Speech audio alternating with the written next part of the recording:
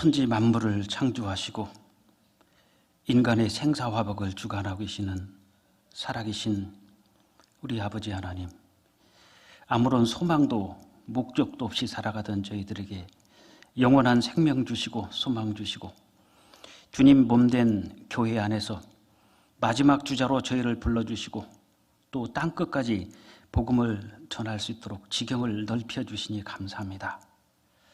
오늘도 쉼없이 전 세계에서 하나님의 말씀이 분주히 증거되고 있습니다. 무엇보다 말씀을 전하는 모든 그 전도인들, 선교사님들 입술에 지혜와 능력과 총명을 주시고 또 말씀을 듣는 그 심령들의 마음을 열어주시고 하나님의 말씀이 마음속에 새겨지고 생명으로 심겨질 수 있도록 하나님께서 친히 도와주시기를 간절히 원합니다. 저희들에게 주어진 또 새로운 한 해 2020년, 하나님께서 올 한 해를 저희들이 어떻게 살아야 될 것인지 또 말씀으로 양육해 주시고 부족한 부분 일일이 깨닫게 해주시고 또 이 하나님 말씀이 머리에 맴도는 지식이 하는 가슴속에 새겨져 생명으로 이어질 수 있도록 도와주시옵소서. 올 한 해 30배와 60배와 100배의 결실을 얻는 우리에게는 마지막 해라는 그런 마음으로 살아갈 수 있도록 도와주시기를 간절히 부탁드립니다. 각자에게 주어진 일 잘 감당케 도와주시고 무엇보다도 기쁨과 즐거움과 자원하는 심령으로 주님과 몸된 교회를 섬길 수 있도록 하나님께서 우리들의 삶을 일일이 다스려 주시고 각 가정마다 주님께서 가장이 되어 주시어 매사에 꼼꼼히 간섭해 주시고 빈틈없이 주님의 영광을 위해서 살아갈 수 있도록 저희들의 가정들을 일일이 지켜 주시옵소서. 이 시간도 온전히 주님께 부탁드리며 우리를 죄에서 구원해 주신 거룩하신 주 예수님 이름으로 기도드렸습니다. 아멘. 마가복음 4장입니다.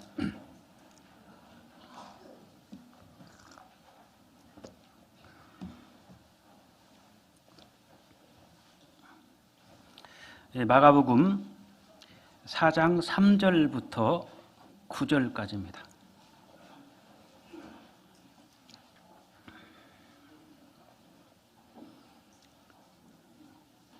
3절부터 9절까지 제가 천천히 읽어드리겠습니다. 마가복음 4장 3절부터 9절까지. 들으라, 씨를 뿌리는 자가 뿌리러 나가서 뿌릴새 더러는 길가에 떨어짐에 새들이 와서 먹어버렸고 더러는 흙이 얇은 돌밭에 떨어짐에 흙이 깊지 아니하므로 곧 싹이 나오나 해가 돋은 후에 타져서 뿌리가 없으므로 말랐고 더러는 가시떨기에 떨어짐에 가시가 자라 기운을 막음으로 결실치 못하였고 8절 9절은 같이 읽겠습니다. 더러는 좋은 땅에 떨어짐에 자라 무성하여 결실하였으니 30배와 60배와 100배가 되었느니라 하시고 또 이르시되 들을 귀 있는 자는 들으라 하시니라. 씨 뿌림 비유는 잘 아실 겁니다. 오늘 여기를 통해서 그 8절에 좋은 땅에 떨어짐에 30배와 60배와 100배의 결실을 얻더라. 결실에 대해서 좀 상고하고 싶습니다. 구원받은 우리가 크게 세 가지를 할 일이 있다고 생각이 되는데 첫 번째는 죽은 영혼을 살리는 복음을 전하는 일이고 또 두 번째는 잠자는 영혼들, 구원받고 잠자는 형제 자매님들이 의외로 많이 있습니다. 저희도 보니까 한 가정이 한 7년 정도 교제를 떠났다가 자매님께서 좀 안 좋은 질병을 가지고 가족이 전부 다 들어왔어요. 그래서 그 자매님께서 굉장히 눈물을 많이 흘리셨는데 그저께인가요? 수술을 받았습니다. 그런데 너무나 자기가 교회를 핍박했고 자녀들이 교회를 나가려고 하는 것도 굉장히 자기는 막았답니다. 결국은 자기에게 큰 병이 왔어요. 그러니까 낮아지고 또 교제가로 회복하셨는데 스스로 회복되는 경우는 이렇게 그 개인적인 어려움이 왔을 때는 하나님께 돌아오십니다. 제가 어느 지역에 있을 때 고등학교 때 제가 그 중고등부 부장을 맡았는데 그 여학생이었습니다. 엄마 아빠가 없어요. 구하거든 언니하고 동생하고 둘이 사는데 정말 잘 가르쳐 줬어요. 불쌍하잖아요, 구하니까. 그러면서 자매들이 한 말이 있습니다. 그때 제가 전도사였는데, 부장이었는데요. 혹시 눈물 섞인 빵을 먹어봤냐고 그러더라고요. 그래서 저는 그런 경험은 없었습니다. 근데 자기들은 눈물 섞인 빵을 먹어본 사람들이라고. 그러니까 어렵잖아요. 그러니까 빵을 먹으면서 눈물이 떨어지니까 눈물이 그 빵 속으로 들어간 것 같아요. 울면서 빵을 먹은 것이 눈물 섞인 빵 같습니다. 굉장히 좀 힘들어서 많이 도움을 주고 참 아름답게 잘 컸는데 고3 딱 졸업하고 취업을 했는데 좀 못된 유부남이 접근을 해가지고 이 자매를 욕을 보인 겁니다. 그래서 결국은 교제를 떠났어요. 교제를 떠나가지고 어느 날 제가 전도인이 되고 다른 교회에 있었는데 전화가 왔어요. 아가씨에게. 목사님 저예요. 그래서 누군지 알 수가 없어. 혹시 누구시냐고. 그러니까 저희 교회는 아닌데 누구시냐고 그러니까 그냥 울어요. 울면서 그 나이 27살이었습니다. 27살. 저 교제 돌아왔어요. 그러더라고요. 그래서 누구시냐고 그러니까 이름을 대는 겁니다. 얼마나 반가운지 참 잘했다. 근데 저 한 달밖에 못 살아요. 그러더라고요. 돌아왔는데 그 남자에게 몸 뺏기고 자식 뺏기고 다 뺏기고 병을 가지고 하나님 품으로 온 겁니다. 그리고 딱 한 달 있다 정확하게 한 달 살고 하나님 앞으로 가셨어요. 27살 나이에. 이렇게 잠자는 형제자매들이 의외로 많습니다. 그런데 그분들 스스로 돌아오는 것은 쉽지 않아요. 자식들이 집을 떠나면 스스로 돌아오지 못하기 때문에 부모님들이 신문의 전단지 이런 많은 부분에 광고를 내고 돌아오라고 호소하고 있지 않습니까? 제발 좀 돌아와 달라고. 그런 거 하고 스스로가 반성하고 뉘우치고 돌아오는 것이 있는데 스스로 돌아오기는 쉽지는 않습니다. 그렇다면 우리가 죽은 영혼을 살리는 게 또 중요하지만 구원받고 잠자는 형제자매님들도 의외로 많이 있다는 사실입니다. 잠자는 그 형제자매들을 깨우는 일도 우리가 할 일이고 또 하나는 단순히 구원만 받고 있다가 가는 게 아니라 하나님 앞에 오면 영광과 상급이 있지 않습니까? 우리의 소망이나 기쁨이나 자랑이나 면류관이 무엇이냐? 우리 주 예수 그리스도 강림하실 때 예수님 앞에 너희가 아니냐 그랬습니다. 그래서 구원받고 우리 하나님 앞에 갔을 때 정말 나의 기쁨과 즐거움과 면류관이 누구냐면 내가 전도해서 구원받으신 분들 또 잠자고 있는 형제 자매님들을 일일이 내가 찾아가서 어떻게든 교제를 회복하게 했다면 그게 바로 그분들이 나의 기쁨이고 또 면류관이고 상급이고 자랑이 아니겠습니까? 왜냐하면 요한계시록 21장 3절을 보면 다 아시겠지만 요한계시록 21장 1절은 내가 새 하늘과 새 땅을 보니 처음 하늘과 처음 땅이 없어졌고 바다도 다시 있지 않더라. 근데 3절에 가면은 없어지지 않는 게 딱 하나 있습니다. 사람은 없어지지가 않습니다. 그러니까 이 세상에서 내가 무엇을 위해서 살았는지 영원히 남을 수 있는 것은 사람밖에 없잖아요. 모든 것은 다 소멸되고 없어지는데 사람은 죽지 않고 그대로 있었거든요. 그럼 하나님 앞에 갔을 때 나의 기쁨과 면류관 그리고 소망이 무엇이냐? 구원받은 형제 자매들과 실족돼서 또는 잠자고 있는 형제 자매님들을 몇 번씩 찾아가 가지고 그 형제 자매들이 교제에 회복했다면 없어지지 않는 면류관 아니겠습니까? 그래서 크게 한 세 가지를 생각한다면 죽은 영혼을 살리는 일, 두 번째는 잠자는 형제 자매님들을 살리는 일, 잠을 깨워야 되겠죠. 세 번째는 정말 하나님 앞에 갔을 때 우리에게 주는 영광과 상급이 있는데 그걸 위해서 각 사람이 일한 대로 하나님께서 갚아주신 것이지 말한 대로가 아니지 않습니까? 일한 대로예요. 움직이는 만큼 틀림없이 하나님께서 주시는 상급은 있습니다. 그것을 위해서 우리가 살아야 되지 않을까라고 생각을 해봅니다. 제가 작년에 여기 왔을 때 한 사람이 1년에 한 명을 전도하면 1년이면 2명이 되잖아요. 내가 전도했으니까. 그럼 다음에는 2명이 전도하니까 또 4명이 되고 그 다음에는 4명이 전도하니까 또 8명이 되고 이렇게 했을 때 10년이 지나니까 약 1024명이었습니다. 10년이니까 20년이 지나니까 100만 명으로 늘어났습니다. 32년이 지나가니까 42억 명이었어요. 42억 명. 한 사람이 1년에 한 명씩만 전도를 하면은 지구 인구의 반 이상을 우리가 30년 만에 전도할 수가 있습니다. 어떤 분이 쭉 계산을 해본 것 같아요. 그러니까 32년 만에 전 세계 인구의 42억을 우리가 복음을 전할 수 있다는 겁니다. 1년에 한 명씩만 전도를 한다면. 근데 저희 교회 1983년도에 시작됐고 지금 2019년, 2020년이니까 약 16년에서 17년 된 것 같습니다. 근데 어저께 이 목사님 우리 교회 다 하면 한 10만 명 되지 않을까. 37년 만에 10만 명입니다. 32년에 1년에 한 명씩 전도했더라면 우리는 42억 명이 됐을 겁니다. 근데 37년 동안 우리가 국내에 10만 명 정도 된다는 것은 결코 많이 전도한 것은 아닌 것 같습니다. 참 부끄럽잖아요. 그러면은 반대로 생각해 봐야 돼요. 우리가 37년 동안 10만 명 전도했다면 마귀는 37년 동안 어마어마한 숫자를 구원 못 받게 방해 공작을 한 거 아니겠습니까?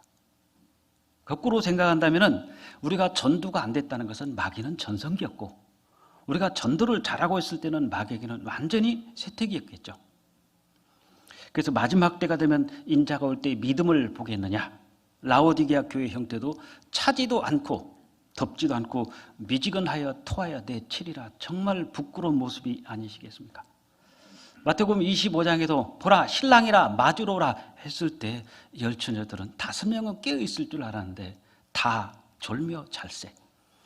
마지막 특징이 다 존언신앙 그리고 미지근한 신앙. 인자가 올 때 그 한 과부가 불의한 재판관 앞에 가서 그 소원을 들어달라고 그렇게 간청했는데 안 들어주다가 결국은 들어주지 않습니까? 하물며 너희 천부께서 너희 소원을 들어주지 않겠느냐. 그 원한을 속히 풀어주리라. 그 말씀을 하시면서 인자가 올 때에 믿음을 보겠느냐라고 말씀하셨습니다. 말하자면 그 불의한 재판관 앞에 계속 찾아갔던 그 과부 같은 믿음 보기가 쉽지 않다는 겁니다. 그렇다면 우리가 그렇게 점점점 미지근하고 점점점 존언신하게 된다면 마귀는 전성기 아니겠어요? 거기서 우리가 나타내야 될 것이 의분이라는 겁니다. 의로운 분노. 그 아덴에서 복음을 전할 때 바울 사도가 그 신전에 수많은 그 방방마다 신전을 만들어 놓고 우상을 깎아 만들어 놓고 거기서 숭배하고 있을 때 바울 사도께서 아덴 사람들아 너희를 보니 범사에 종교성이 많도다. 그래서 바울 사도는 의로운 분노가 일어났습니다.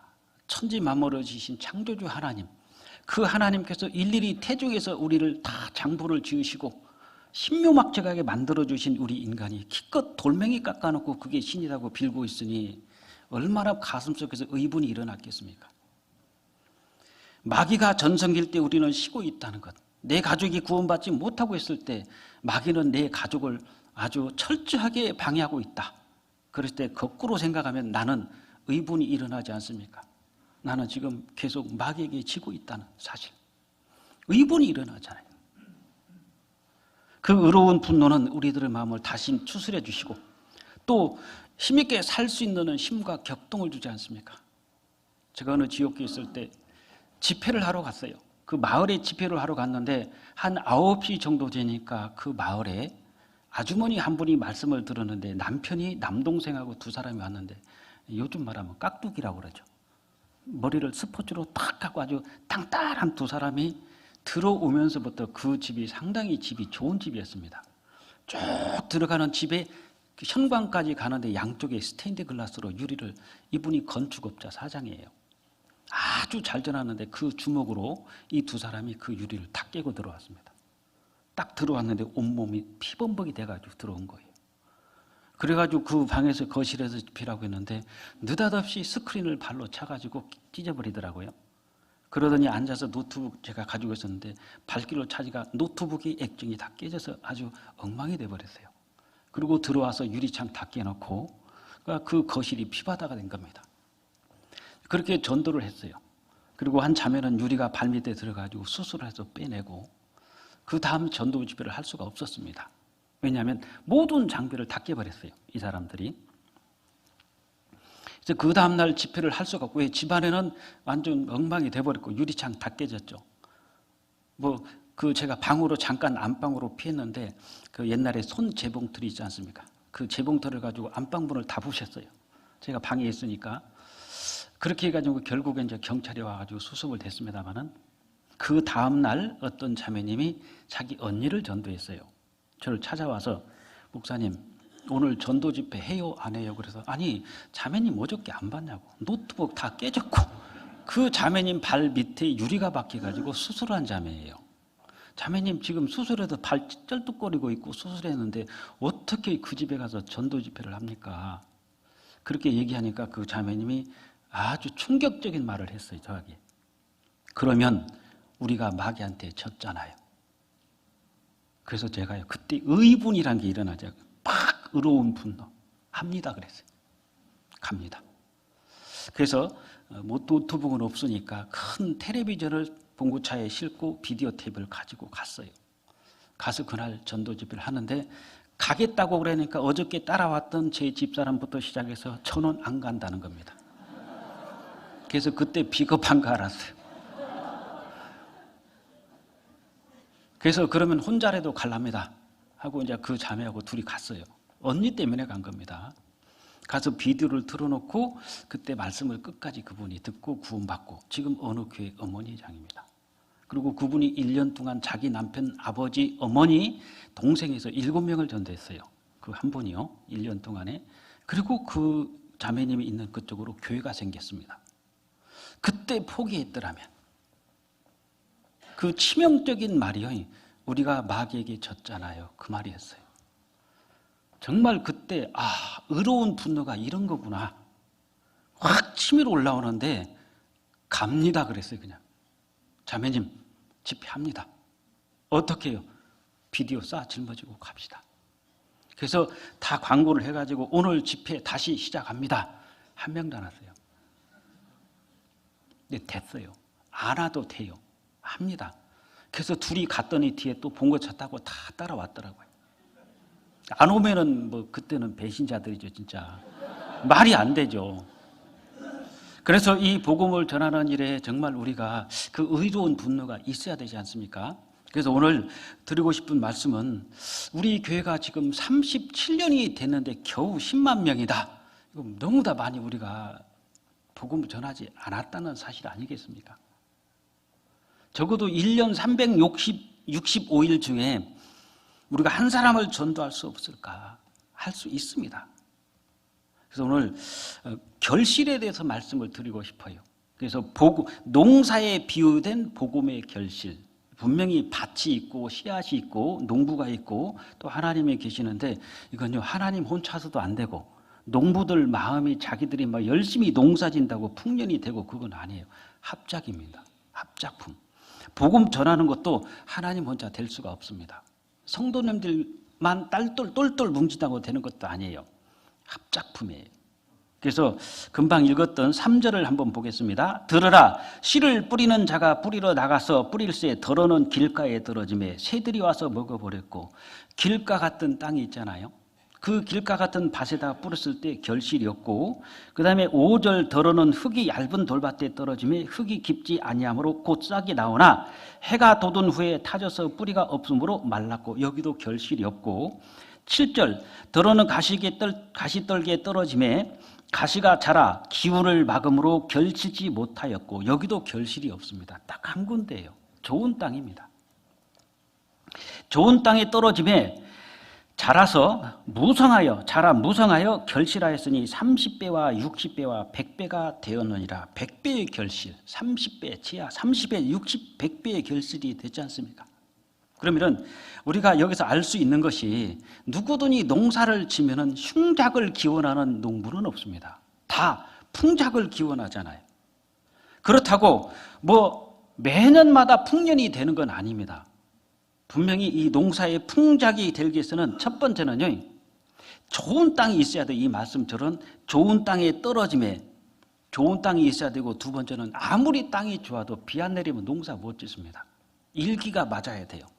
그리고 좋은 땅도 있고 일기도 맞는데 농사꾼들이 게을러서 농사 안 지면은 무슨 풍년이 되겠습니까? 흉작이잖아요. 그러니까 하나님의 은혜, 백이 주어져도 농사꾼들이 농부들이 수고하지 않는다면 결실은 없습니다. 반면에 농부들이 백일하는 수고를 하고 헌신을 해도 하나님께서 도와주지 않으시면 역시 농사는 지을 수가 없어요. 이걸 보고 저는 지혜를 얻었어요. 농사에 비유된 복음의 결실, 틀림없이 같이 해야 됩니다. 하나님 혼자서도 할 수도 없고 농부들만이 열심히 한다고 되는 것도 아니잖아요. 분명히 둘이 합작이 이루어져야 된다는 겁니다. 그래서 우리가 주일날이 됐든 전도 집회했든 말씀을 들었을 때 왜 구원받은 지는 오래됐는데 변화가 안 일어나느냐, 말씀 들을 때 구원받은 우리도 세 종류 밭이 있습니다. 적어도 제일 좋은 밭, 좋은 땅이 돼야 되잖아요. 구원받은 사람에게도 아까 이 말씀대로 길가 같은 마음, 돌밭 같은 마음, 가시떨기 같은 마음, 구원받고도 그런 마음이 있잖아요. 길가 같은 마음은 밟고 밟혀서 단단해진 정말로 고집으로 탁 부장되어 있는 그런 마음이라면, 길가 같은 마음, 돌밭 같은 마음, 내 안에 뭔가 응어리진 게 있어요. 나 누구 보기 싫어 교회 안 나가, 나 어떤 거 보니까 나 구원 안 받아, 이런 식으로 마음에 그 돌이 있잖아요. 그리고 가시덤불처럼 이 세상의 재리의 유혹과 어떤 세상의 어떤 육신적인 욕구 때문에 말씀이 안 들어오는 경우, 구원받고도 이 세 종류의 밭은 있습니다. 마음의 상태는. 그러나 좋은 땅, 스펀지처럼 정말 물을 부으면 쫙 빨아들이는 스펀지 같은 그런 마음도 있습니다. 그렇게 말씀을 들으면은요, 시간이 구원받은 지 얼마가 됐냐가 중요한 게 아니라 짧은 1, 2년 안에도 성장하는 속도는 굉장히 빠릅니다. 꼭 오래됐다고 믿음이 좋은 건 아니에요. 오래된 분들은 물론 산전수전 많이 겪었기 때문에 웬만한 것은 잘 극복합니다. 그리고 말씀을 많이 들었기 때문에 아는 것은 많아요. 그러나 열정적으로 사는 모습을 보면은 얼마 안 된 초신자들이 열정적으로 삽니다. 왜냐하면 말씀이 쫙쫙 흡수가 돼요. 그러니까 잘 살 수밖에 없습니다. 그래서 우리가 주일날이 됐든 집회가 됐든 말씀을 들을 때 적어도 내 마음의 상태는 좋은 땅이 돼야지 들었던 말씀에 내 안에서 30배, 60배, 100배를 결실을 얻고 한 주간을 또 살 수 있잖아요. 그래서 먼저 농사를 짓기 위해서는 하나님의 도우심 첫 번째가 땅입니다. 땅. 좋은 땅을 주셔야 되잖아요. 아무리 농사 짓고 싶어도 자갈밭에서 무슨 농사를 풍년으로 이루겠습니까? 땅이 주셔야 되는데 하나님께서 주신 가장 아름다운 땅을 저는 에덴 동산이라고 생각합니다. 그래서 사전을 찾아보니까 낙토가 있고 옥토가 있는데 낙토는 이렇게 돼 있더라고요. 늘 즐겁고 행복하게 살 수 있는 땅, 에덴 동산은 낙토 같아요. 반면에 하나님께서 이스라엘 민족에게 주신 에덴 동산은 옥토라고 그랬습니다. 옥토는 보니까 농작물이 자랄 수 있는 영양분이 풍부한 좋은 땅, 이렇게 되어 있습니다. 그래서 옥토와 낙토는 다르잖아요. 아담에게 주어진 땅은 낙토였다면 이스라엘 민족에게 주어진 땅은 옥토였습니다. 정말 농작물이 자랄 수 있는 영양분이 풍부한 좋은 땅인 것은 틀림없어요. 그래서 성경을 보면은 이스라엘 사람들에게 준 그 가나안 땅이 장정 두 사람이 어깨에다가 포도 한 성이를 메고 갈 정도로 정말 비옥한 땅이었던 것은 사실입니다. 그러면 그 아름다운 땅, 가나안 땅은 하나님께서 이 지구 5대양 6대주가 있지 않습니까? 그 6개의 대륙에서 찾고 찾았던 가장 아름답고 가장 좋은 땅이 가나안 땅입니다. 그러면 우리가 생각할 때 그 맨날 전쟁만 하고 있는 뭐할로 굳이 중동에다가 그 바닷가에다가 이스라엘을 하나님이 세우실까? 저는 성경 보고 깜짝 놀랐어요.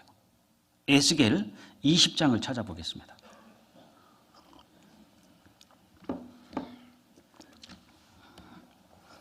에스겔 20장 6절입니다.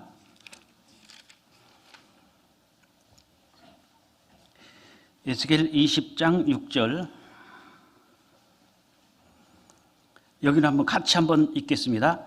그날에 내가 그들에게 맹세하기를 애굽 땅에서 인도하여 내어서 그들을 위하여 찾아 두었던 땅, 곧 젖과 꿀이 흐르는 땅이요 모든 땅 중에 아름다운 곳으로 이루게 하리라 하고, 여기 보면은 하나님이 찾고 찾았던 땅, 그리고 땅 중에서 가장 아름다운 땅입니다.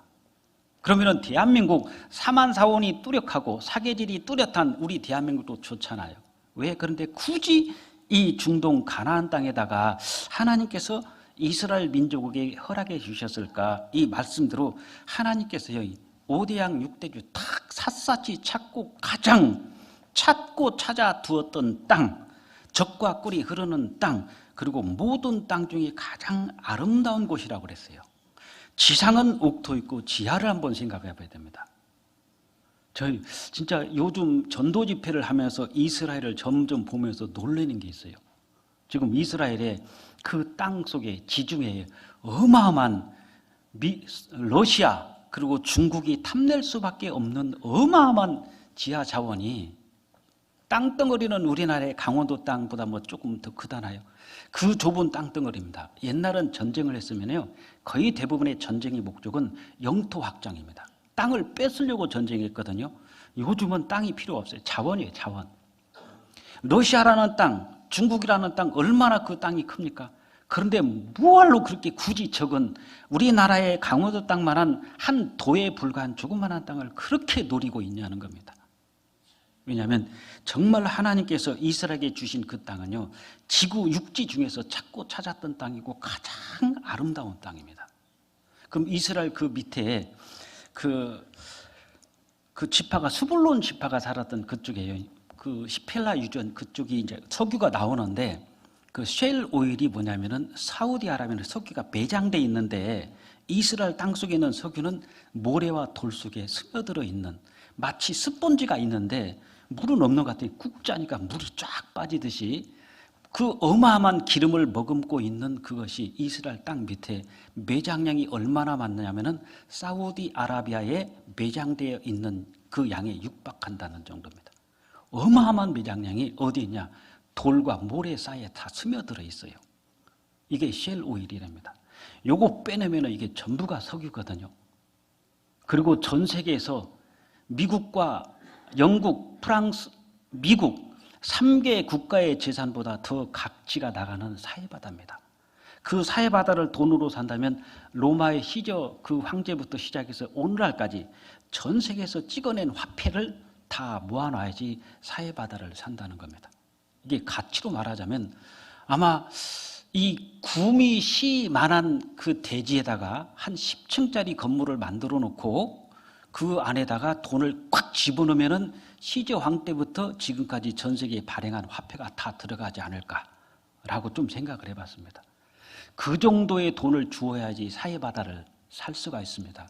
그것만 해도 세계에서 최고의 보물을 가지고 있는데 지금 사우디아라비아가 석유의 세계 1위지 않습니까? 그 사우디아라비아가 가지고 있는 양만큼의 석유가 지금 이스라엘 땅 밑에 바위와 모래 속에 스며들어 있어요. 그거 빼면은 어마어마한 또 자원입니다. 그리고 전도 집회 들어보셨을 거예요. 지중해, 이스라엘 바로 앞에 지중해에 오일이 4군데가 지금 찾았지 않습니까? 그 오일이 어마어마한 양입니다. 정말 하나님께서 이 지구를 샅샅이 뒤지면서 가장 찾고 찾았던 땅, 가장 아름다운 땅이 가나안 땅이에요. 먼저 신명기 32장을 보겠습니다. 신명기 32장 13절.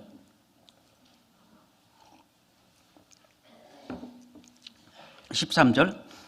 여호와께서 그로 땅의 높은 곳을 타고 다니게 하시며 밭의 소사를 먹게 하시며 반석에서 꿀을, 굳은 반석에서 기름을 빨게 하시며, 이게 뭡니까? 쉘 오일이에요. 하나님이 이 육지도 젖과 꿀이 흐르는 가나안 땅이었지만 땅 속에서도 정말 반석, 따뜻한 반석에서 꿀, 달콤한 것이 나와요. 바로 그 굳은 반석에서 기름을 빨게 하시며 기름을 쫙 흡수하고 있잖아요. 요걸 찾아낸 겁니다. 이걸 찾아냈는데 이 기름을 빼니까 어마어마한 양이 되는 거예요. 신명기 33장도 보겠습니다. 33장 18절 19절. 스불론에 대하여는 일러스되 스불론이여 너는 나감을 기뻐하라. 이사가리여 너는 장막에 있음을 즐거워하라. 그들이 열국 백성을 불러 산에 이르게 하고 거기서 의로운 제사를 드릴 것이며, 같이 읽겠습니다. 바다에 풍부한 것 모래에 감추인 보배를 흡수하리로다. 바다에 풍부한 사해바다가 있고 모래에 감추진 보배가 뭐겠습니까? 검은 진주, 석유예요. 하나님께서 이스라엘 민족에게 주어지는 이 땅, 가나안 땅이 이렇게 기가 막힙니다. 만약에 가나안 땅이 이스라엘이 우리나라 강원도 땅만 한데 이렇게 어마어마한 지하 자원이 없다면 러시아가 왜 이스라엘을 칩니까? 중국이 왜 이스라엘을 치겠습니까? 분명히 우리는 배웠지 않습니까? 에스겔 38장에 이스라엘을 37장에 왜 치냐면은 물건을 겁탈하며 물건 뺏으러 가잖아요. 그렇다면 이스라엘은 러시아가 중국이 탐내는 물건이 있지 않으면 성경은 거짓말이 된 겁니다. 가봤더니 아무것도 없어요. 그냥 사막이야. 그럼 성경 틀리잖아요. 러시아가 물건을 겁탈하러 간다면 마지막 이스라엘 칠 때쯤 되면 러시아는요 굶주려야 됩니다. 경제적으로 굉장히 어려워야지 치러 가는 게 맞잖아요. 근데 러시아가 굉장히 잘 살아요. 뭐 비단하 없고 잘 살아. 근데 뭐하러 물건 뺏으러 가죠? 못 살아야 되잖아요. 그리고 이스라엘은 어마어마한 그 물건을 가지고 있어야 되잖아요. 사해바다, 지하의 세일 오일, 그 다음에 지중해 그 어마어마한 가스, 물건을 가지고 있지 않습니까? 근데 러시아가 미국처럼 이스라엘하고 아주 우호적으로 형제 국가처럼 친하다면 왜 치겠습니까? 원수 같아야 돼요. 원수잖아요. 그리고 러시아 사람들이 이스라엘 사람들을 너무 다 좋아해. 그럼 왜 치겠습니까? 근데 지금 러시아는 어떻습니까? 이스라엘 사람들을 너무 싫어하잖아요. 이 모든 조건이 다 맞아야지만이 전쟁이 일어나는 거지 않습니까? 그러니까 땅속에 어마어마한 이 모래에 감추인 보배, 그리고 정말 반석이 기름을 빨게 하시고 마치 그 반석들이 스펀지처럼 기름을 쫙 빨고 있다가 요거 빼내니까 어마어마한 양의 기름이 되는 겁니다. 이렇게 아름답고 지하자원이 풍부한 땅, 전 세계가 정말 부러워하고 노릴 수밖에 없는 그런 땅을 가나안 땅 이스라엘 민족에게 주셨다면 첫 번째 하나님께서 옥토, 좋은 땅을 주지 않고는 어떻게 거기서나 농사를 짓겠느냐. 이렇게 좋은 땅을 주시는 하나님이신데 문제는 왜 거기서, 왜 그 땅에서 흉작이 일어나냐 이겁니다. 저는 두 번째는 그렇게 생각됩니다. 두 번째는 일기입니다.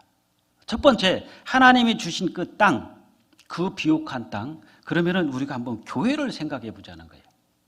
황량한 땅에다가 지상의 낙태를 세워주신 것이 바로 지상의 낙토라면 저는 교회라고 봅니다. 고린도전서 3장을 보겠습니다. 고린도전서 3장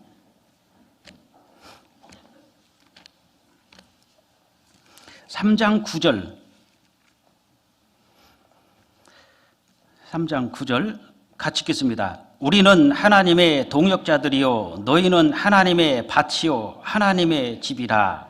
그러면 이스라엘 민족을 위해서는 최고의 장소인 가나안 땅을 준비해 주셨다면 교회는 뭡니까? 이미 창세 전부터 준비된 게 교회잖아요. 창세 전부터 준비하신 최고의 밭은 예수 그리스도의 보혈을 통해 세워주신 교회가 이 지상에서 최고의 옥토 아니겠습니까? 낙토. 교회를 하나님께서 밭으로, 너희는 하나님의 밭이요 교회는 하나님의 밭이라면은 하나님께서 창세 전부터 밭을 만들어 놓은 이 찾아두었던 밭, 교회는 아무 문제가 없어요. 밭은 문제가 없습니다. 그러니까 밭이 기가 막힌데 왜 흉년이 왔을까? 일기예요. 날씨가 안 좋았어요. 그럼 두 번째, 우리가 하나님께서 교회라는 지상의 낙토를 세워주셨고 가장 좋은 밭을 주셨는데 왜 여기서 흉작이 일어나고 왜 결실이 없냐? 기후 때문에 그렇습니다. 그래서 두 번째 농사를 짓는데 풍년의 그 풍작의 원인이 될 수 있는 것은 날씨입니다. 날씨. 인력이 부족해서 그런 것도 아니에요. 날씨의 문제예요. 그러면은 우리가 잘 알듯이 출애굽기를 가면은 이스라엘에 그 요셉이 총리 대신이 됐을 때 7년 동안 풍년이 왔고 7년 동안 흉년이 왔습니다. 그럼 땅이 다른 땅이냐? 똑같은 땅이에요. 똑같은 땅인데 어떻게 7년은 풍년이 왔는데 그 동일한 장소, 동일한 일꾼, 동일한 종자를 가지고 씨앗을 심었는데 왜 7년은 연속 흉년이냐는 겁니다. 땅이 잘못됐습니까? 아니면은 종자가 문제가 있습니까? 그 종자가 그 종자예요. 전쟁하느라고 그 농사를 못 졌습니까? 전쟁도 아니었어요. 인력이 부족했습니까? 인력은 충분했습니다. 왜 그런데 7년 동안 연속적으로 흉년이 이루어지냐는 거예요. 날씨 탓입니다. 아무리 좋은 땅이라도요, 북한에 가보세요. 저희 아버지가 1.4.5태 때 평양 황해도에서 내려오셨다고 그러더라고요. 그런데 북한의 땅은 남한하고 비교가 안 된답니다. 땅도 더 비옥하고 더 넓고 더 좋대. 근데 북한은 지금 강냉이죽 먹고 있어요. 남한은 배가 불러서 안 먹는 것이 미덕이에요. 제가 북한 선교부를 좀 담당하고 그래서 좀 하계수양회 때 그 북한에서 탈출하신 그분들을 탈북민이라고 옛날에 얘기했는데, 탈북민 하니까 어감이 굉장히 기분이 나쁘대요. 그래서 우리 교회에서 만든 이름이 북향민입니다. 북한에 고향을 둔 사람들에서 북향민이라고 그러고 우리는 남향민이라고 그래요. 그러니까 그분들이 북향민, 남향민 참 좋다 이름이. 근데 그분들이 중국을 거쳐서 탈출해가지고 한국으로 들어옵니다. 얘기 들어보면요 기가 막혀요. 정말 어떤 자매님은 중국에 가서 교회를 다니다가 북한으로 잡혀간 겁니다.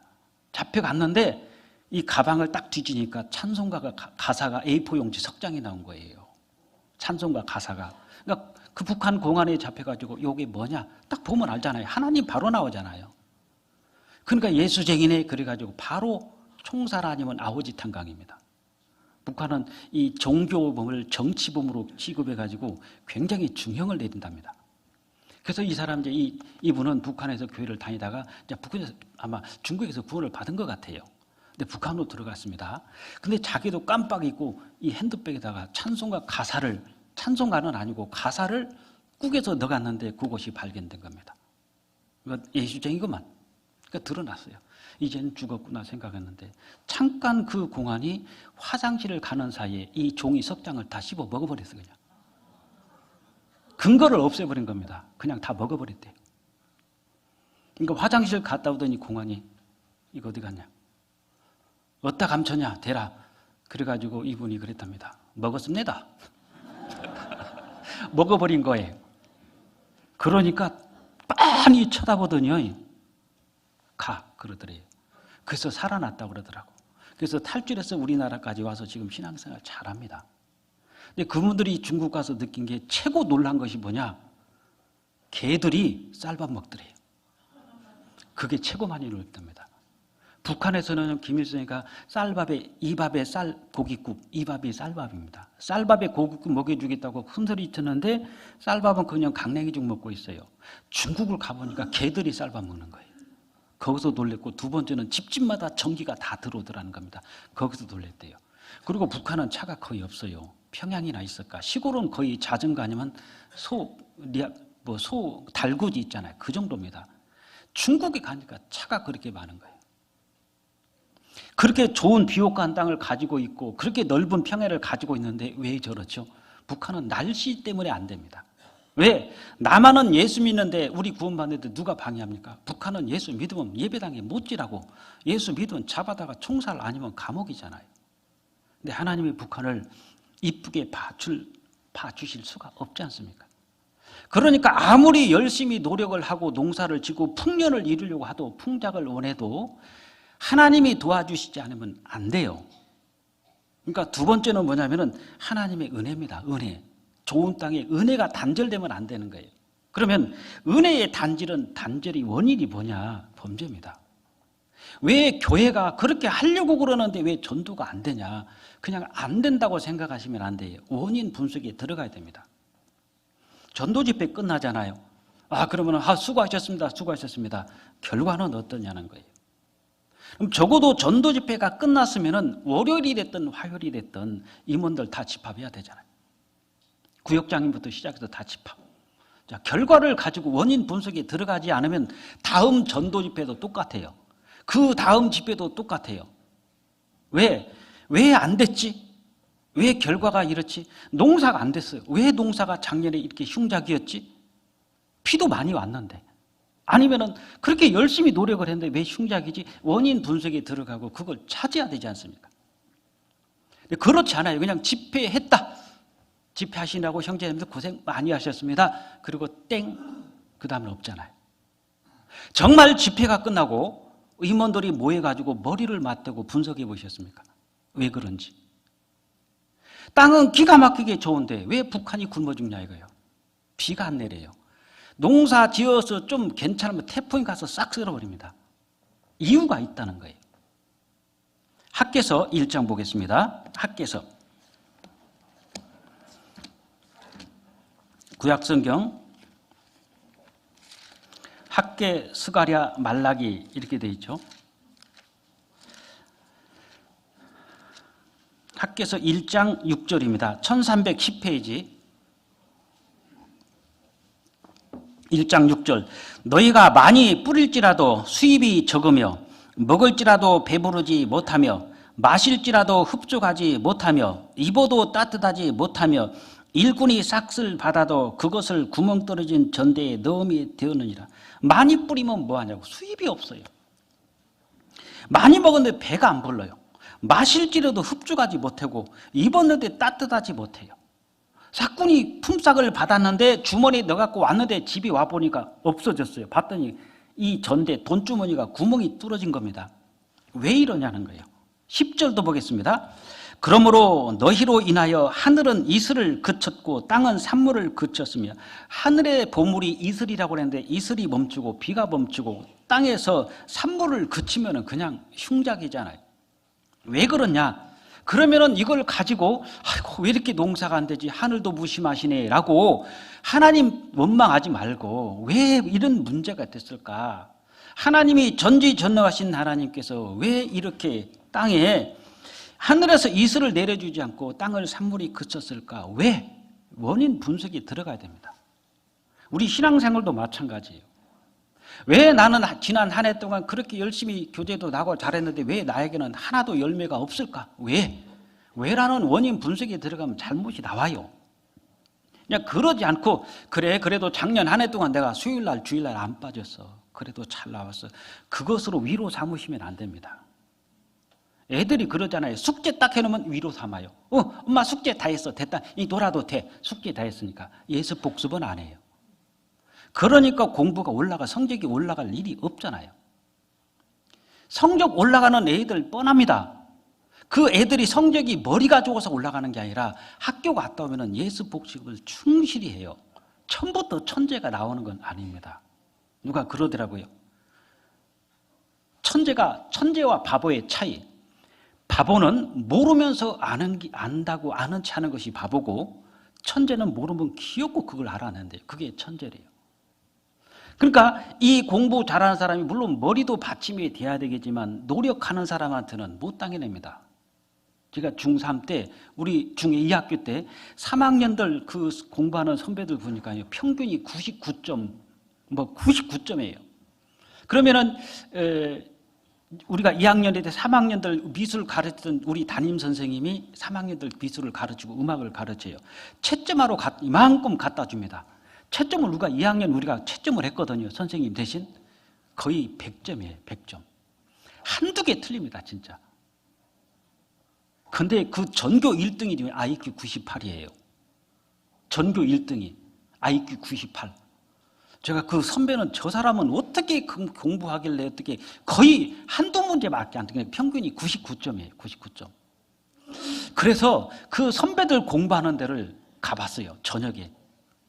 학교에서 집으로 안 가고 선배들 공부하는 데 봤더니 새벽 2시까지 공부를 하는데 참고서를 이렇게 써놔요.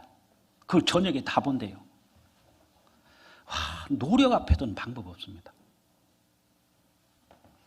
그러니까 이 백성들이 왜 이렇게 흉년이 됐지, 왜 풍년이 안 되고 계속 이렇게 우리가 농사를 그렇게 열심히 하려고 하는데 왜 이렇지? 그럼 원인 분석에 들어가면 돼요. 왜? 그 원인 분석이 안 들어가면은요, 그냥 전도 집회로 위로 삼습니다. 아, 고생하셨습니다. 이번에 한 번이라도 들었던 사람이 40명이나 들었어요. 그래서 어쩌단 말이에요, 그게. 지금 결과는, 지금 나오는 사람은 거의 없어요. 그럼 원인 분석이 들어가야죠. 왜 그러는지. 왜 농사가 흉년이냐? 원인 분석이 들어가야 됩니다. 이유는 범죄였습니다. 학개서 1장 4절입니다. 1장 4절. 이 전이 황무하였거늘 너희가 이때 판벽한 집에 거하는 것이 가하냐? 5절 그러므로 이제 나 만군의 여호와가 말하노니 너희는 자기의 소유를 살펴볼지라. 이 전이 황무했는데 너희가 판벽한 집에 거하는 것이 가하냐? 이거 한번 생각해 보세요. 아버지는 지금 저 시골에서 컨테이너 박스에서 냉방에서 덜덜덜 떨고 계시는데 아들, 딸은 서울 100평짜리 집에서 쩔쩔 끓고 살아. 이게 맞아요? 성전을 짓다가 지금 16년대 텅 공간에 비어 있습니다. 지금 완전히 성전 중단됐어요. 공사하다가. 근데 백성들은 판벽한 집이 뭡니까? 백향용 판잣집으로 기가 막히게 만들어 놓고 살아요. 하나님의 성전이야 비가 맞든 눈이 맞든 상관없어요. 이게 가하냐 그랬습니다. 너희 소유를 살펴보라. 입장 바꿔놓으세요.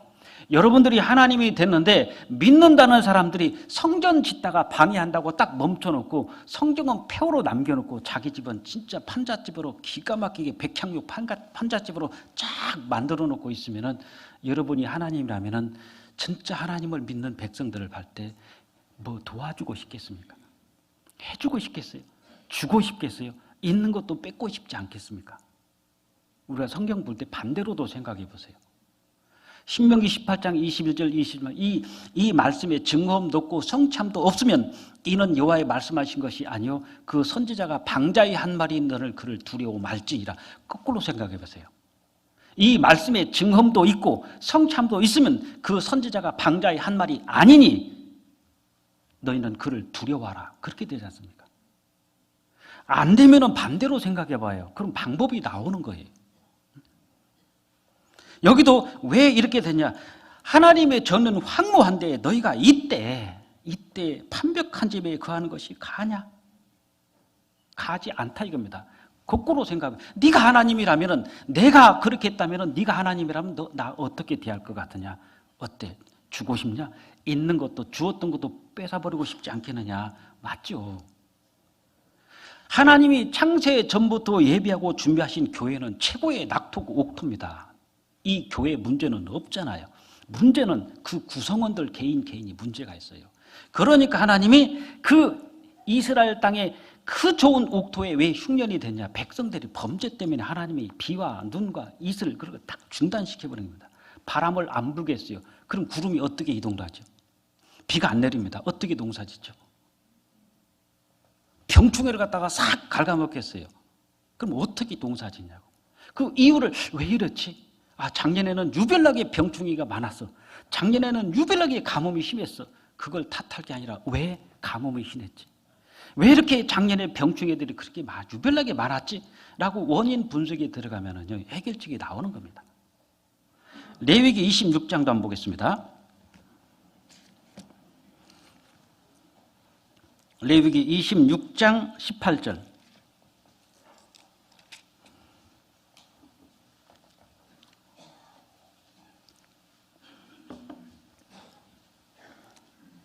(18절) (19절) 그러나 그렇게 되어도 내게 청종치 아니하면 너희 죄를 인하여 내가 너희를 7배나 더 징책할지니라.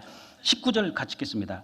내가 너희의 세력을 인하여 교만을 꺾고 너희의 하늘로 철과 같게 하며 너희의 땅으로 놋과 같게 하리니. 하늘이 철이고 땅이 놋이면 어떻게 되겠습니까?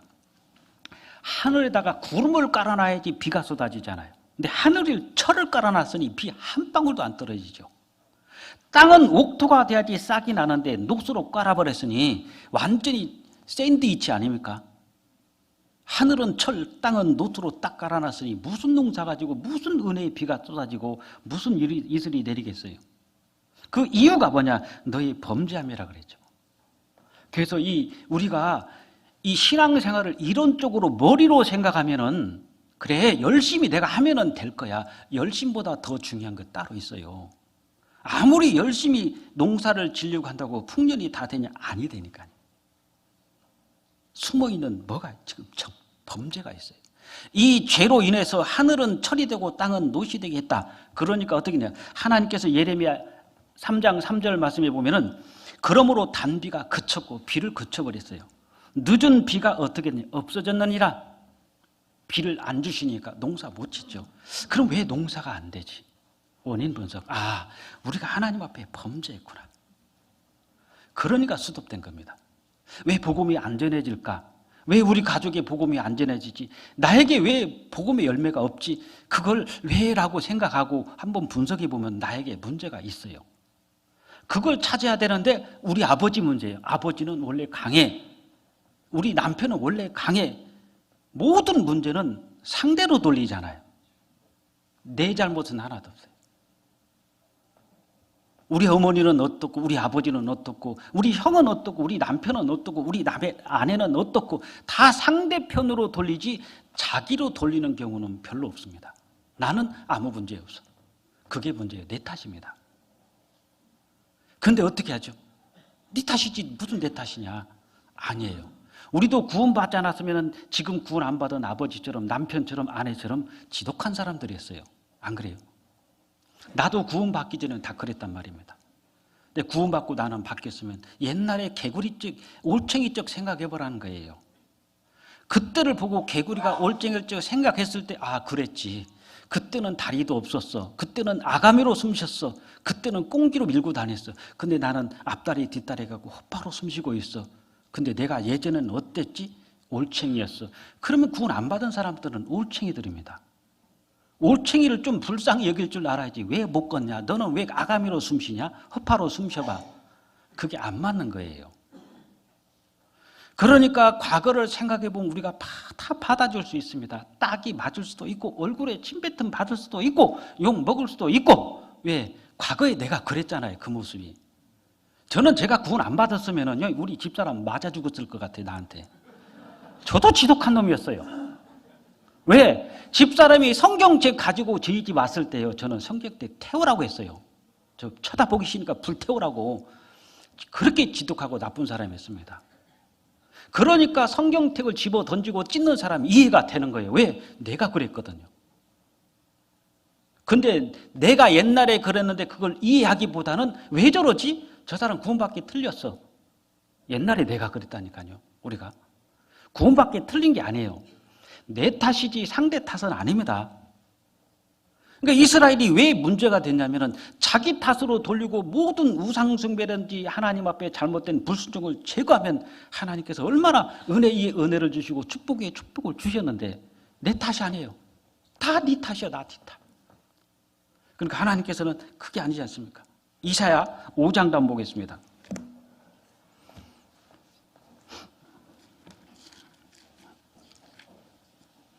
이사야 5장 6절.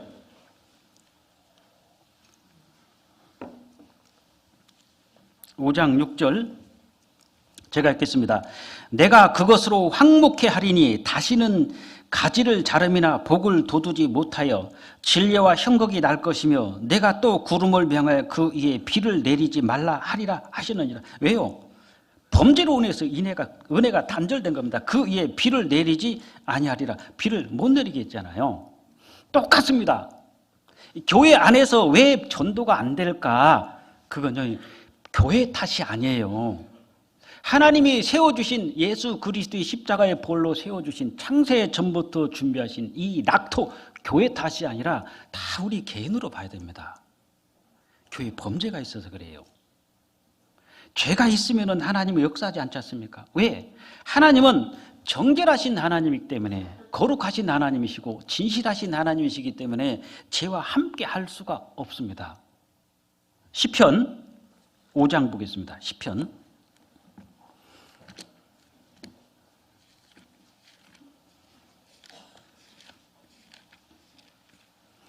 시편 5장 4절.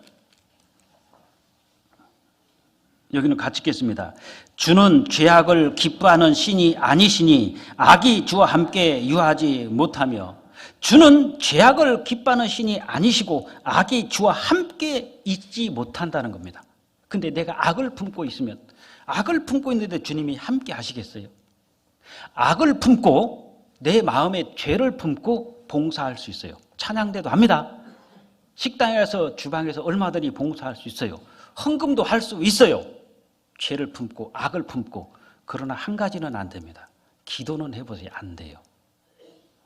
내 마음에 악을 품고 죄를 품고 봉사도 하고 헌금도 하고 뭐 다 할 수 있어요.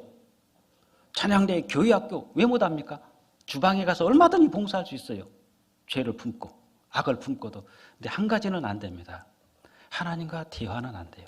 기도는 안 됩니다. 그래서 하나님이 죄와 함께 할 수 없는데 하나님은 죄악을 기뻐하는 신이 아니시고 악이 주와 함께 유하지 못하며 내 혼자 있을 때 생각해 보세요. 내가 무슨 행동을 지금 하고 있는지. 여러 사람이 있을 때는 보이니까 그래도요, 숨기면서 신앙생활 잘하는 것 같이 보일 수 있어요. 혼자 있어 보세요. 내가 무슨 일 하고 있는지. 혼자 있어 보세요. 내가 무슨 음악을 듣고 있는지. 혼자 있어 보세요. 내가 지금 무슨 일을 하고 있는지. 말씀을 보고 있냐, 듣고 있냐, 읽고 있냐, 아니면 유튜브를 쳐다보고 있느냐. 혼자 있을 때 보시라니까요. 교회 와서는 이렇게 집회 중에 누가 유튜브 보겠어요? 집에서 아무도 없을 때 혼자 있어 보세요.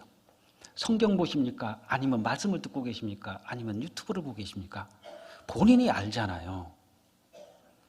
그러면서 하나님한테 전도는 하고 싶고 뭐 가족 전도하고 싶고, 근데 하나님께서는요, 내 마음에 산당이 있잖아요. 너 산당 없애라.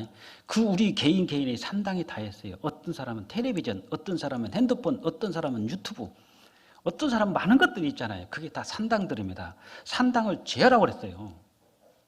그 산당을 품고 있으면서 하나님을 섬기다, 이게 말이 안 되는 겁니다. 솔로몬 왕 때도 백성들이 범장을 산당을 없애지 않았던 거예요. 내 마음의 산당은 무엇인가? 그거 잡아내야죠. 이사야 59장도 보겠습니다. 이사야 59장 1절 2절.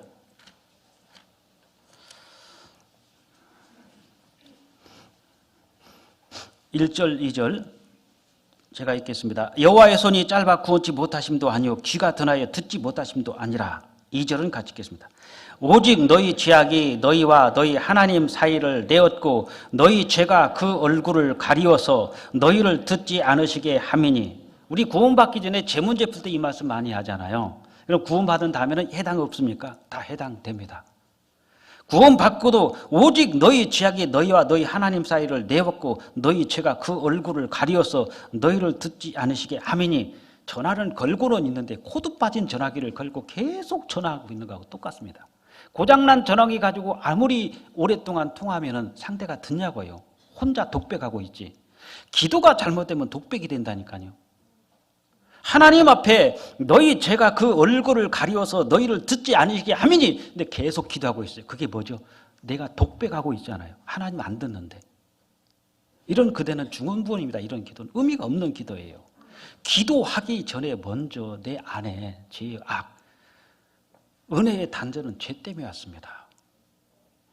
하나님이 그냥 우리가 믿는 추상적인 하나님이 아니라 현실이잖아요. 왜 형제 자매님들이 신앙이 안 자랍니까? 말씀 믿는데요. 이유가 있어요. 가만히 한번 보세요. 왜 신앙 말씀을 믿고 열심히 배우는데 왜 잘하지 않고 변화가 안 일어나느냐? 저는 믿음을 이렇게 정의를 내려봤습니다. 믿음이란 뭐 보이지 않는 것들의 실상이요, 보지 못한 게 내 증거니라, 그거 말고요. 믿음이란 성경을 사실로 인정하는 거예요. 그런데 거기다 하나 더 해야 됩니다. 자신의 적용이에요. 나를 적용 안 하니까 성경 따로 나 따로잖아요. 순종하면 복 받는데 그거 모르는 사람 어디가 있습니까? 근데 나를 적용을 안 해, 순종을 안 해요. 그건 믿음이 아니지 않습니까? 그냥 객관적 사실로 인정하는 거잖아요. 성경 사실이야. 다 맞아. 그럼 당신은 성경에다가 당신을 적용하십니까? 나를 적용하면 전부가 다 내 겁니다. 노다지잖아요. 우리가 배울 때 하나님 앞에 지극히 이 작은 이 소자에게 하는 것이고 나한테 하는 것이다. 그걸 우리가 배워서 알아요. 나를 적용하셨어요? 정말 지극히 작은 소자에게 주님께 하듯 해보셨냐는 겁니다. 조금 실수하면은 교회에 어쩌다가 머리 막 노랗게 물들이고 다 쳐다보고 아이고 구원받은 거 아니요. 그렇게 판단하고 어쩌다가 옷 좀 야하게 입고 오면은 아이고 배렸어. 그게 아니라 우리가 그 사람에서 기도해주고 그 사람을 정말 예수님처럼 다가가서 해줘봤냐고요. 다 판단하고 비난하고 정죄했지. 그러니까 못 붙어 있어요. 다 떨어져 나가요. 구원 맛받고는 실수합니다. 애가 태어나서 어떻게 지가 낳자마자 뻘떡 걸어서고 밥숟갈 가지고 딱딱 떠먹겠어요? 입으로 2개 들어가고 흘리는 건 30개예요. 그래도 이쁘지 않아요? 우리는 정상적으로 걸어가지만 아기들 한 번 걷는데 아기가 2,000번 넘어지는데요. 걷기까지 2,000번 넘어져요. 5발자국 걸을 때 얼마나 기뻐요. 걷다가 쓰러지고 걷다가 쓰러지고 조금 한 10발자국 걸으면 어떻습니까? 집안에 경사나요. 야, 10발자국이나 걸었다고 처음부터 잘 걷는 게 아니에요. 걷는 것보다 넘어지는 게 훨씬 많습니다. 그런데 가족들에겐 기쁨이 되잖아요. 왜? 변화가 일어나요. 지금 2발자국 3발자국 걷다가 10발자국 이제 뭐야, 한참 걷네. 그 변화를 보고 가족들이 기뻐하지 않습니까? 마찬가지예요. 구원받고 처음 오신 분들이 변화가 안 일어나는 옛날 그 구습을 다 가지고 와요. 어떻게 하루아침에 신령학을 기도하겠습니까? 저녁에 씨앗 심어놓고 아침에 거두러 가요. 거지를 갖다가 임금님이 왕자로 세웠다고 그 다음날부터 나는 왕자 아니라 하고 거룩하게 나올 것 같아요. 신분은 왕자지만 상태는 거지입니다. 그 왕자님 밥상 탁 차려주고 옆에다가 물 한 그릇, 시원한 물 한 그릇 갖다 주니까 이 거지가 어저께 오늘 왕자 됐어요. 근데 왕자 궁궐에 대해서 밥을 탁 차려주니까 물을 한 그릇 갖다 놓고 물을 쫙 마신 겁니다. 왕자님, 그건 손 씻는 물입니다. 처음부터 알았냐고요. 그럼 다음에 물 갖다 놓으면 먹겠어요? 아, 이거 손 씻는 물이구나. 제가 중국 가서 차를 딱 따랐는데 홀짝 마셨더니 쳐다보고 킥킥거리고 웃어요. 왜 문제 있습니까? 목사님, 그 컵 씻는 물입니다. 그러더라고. 한 번은 씻어내고 따라면 그 다음부터 먹여야 된대요. 근데 제가 뭐 알아요? 그 다음부터는 씻는 물이구나 하고 이제 따라내고 받아 먹었죠. 서서히 변화가 되는데 왜 변화가 됐냐? 가르쳐 줬잖아요. 정죄했습니까? 자매는 뭐 그래? 그랬어요? 아니잖아요. 왜 너는 자꾸 가다가 쓰러지고 애기니까 그러죠. 마찬가지입니다. 하나님 앞에서 무엇이 우리를 막냐면요, 죄가 막아요. 내 안에 정말 하나님과 나 사이를 막는 것이 없는가? 그러니까 좋은 것을 다 막는 것이 뭐냐? 은혜의 담비, 이슬, 이 모든 것을 막는 것이 죄였어요. 예레미야 5장입니다. 이사야 다음에 예레미야 5장. 예레미야 성경 5장 25절. 5장 25절만 같이 읽겠습니다. 너희 허물이 이러한 일들을 물리쳤고 너희 죄가 너희에게 오는 좋은 것을 뭐가 막아놨어요? 죄가 막았지 않습니까? 하늘에서 내리는 그 비, 이슬을 뭐가 막았냐면 죄가 막았어요. 하늘은 철이요 땅은 노치라 그랬죠. 철이 막은 게 아니라 그게 죄였어요. 죄가 막은 거예요. 너희에게 오는 좋은 것을 다 막았느니라.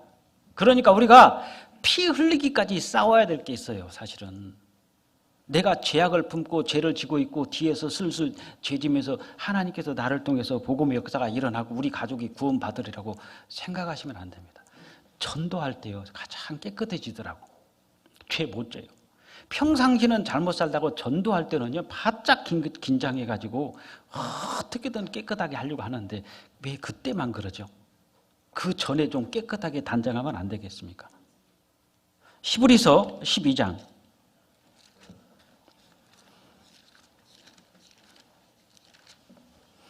히브리서 12장 4절만 같이 읽겠습니다. 너희가 죄와 싸우되 아직 피 흘리기까지는 대항치 아니하고, 도덕이 문제가 아닙니다. 도덕적인 죄, 우상숭배 이런 것도 맞지만은요, 너희가 죄와 싸우되 아직 피 흘리기까지는 대항치 아니하고, 이스라엘 민족이 다 하나님 앞에 벌받은 내용을 구약성경에 보면 딱 공통점이 도덕적인 것, 신앙적인 거예요. 우상숭배, 도덕적인 간음, 음란 이런 모든 것들, 그리고 우상숭배했던 것들. 마찬가지로 너희가 죄와 싸우되 그런 것을 피 흘리기까지 해야 되는데, 그보다 더 정말 피 흘리기까지, 도덕적인 죄보다 더 우리가 피 흘리기까지 싸워야 될 죄가 저는요 이렇게 생각됩니다. 주님을 떠나는 것은요 진짜 피 흘리기까지 싸워야 돼요. 나는 차라리 내가 죽음을 선택해도 주님을 떠날 수는 없다. 이건 도덕적인 죄 이상입니다. 내가 부족하고 문제가 있을지라도 교제에 붙어있으면 그래도 하나님의 은혜의 담비는 내리잖아요. 부스러기는 먹을 수 있습니다. 그 다음에 교제를 떠나지 않겠다는, 이건 정말 피 흘리기까지 싸워야 돼요. 그리고 나는 끝까지 말씀을 붙잡겠다. 이것은 우리가 정말 피 흘리기까지 싸워야 될 덕목이라고 생각됩니다. 교제를 떠나서는 안 된다. 주님을 떠나서는 안 된다. 그리고 하나님 말씀은 나는 끝까지 붙잡겠다. 그래서 하나님께서 이 은혜의 단비를 막는 이유는 범죄였으니까. 그러면은 어떻게 되냐? 이건 똑같아요. 우리 교회도 밭인데 왜 전도가 안 되지? 왜 나를 통해서 구원이 안 드러나지? 원인 분석 들어가십시오. 내가 뭘 잘못하고 있지? 생각해 보세요. 분명히 문제가 있어요. 그래서 하나님의 일하심의 조건은 성도들의 정결한 삶입니다. 삶이 깨끗해야 돼요. 물론 하나님이 구원받은 사람을 통해서 일을 하셔요.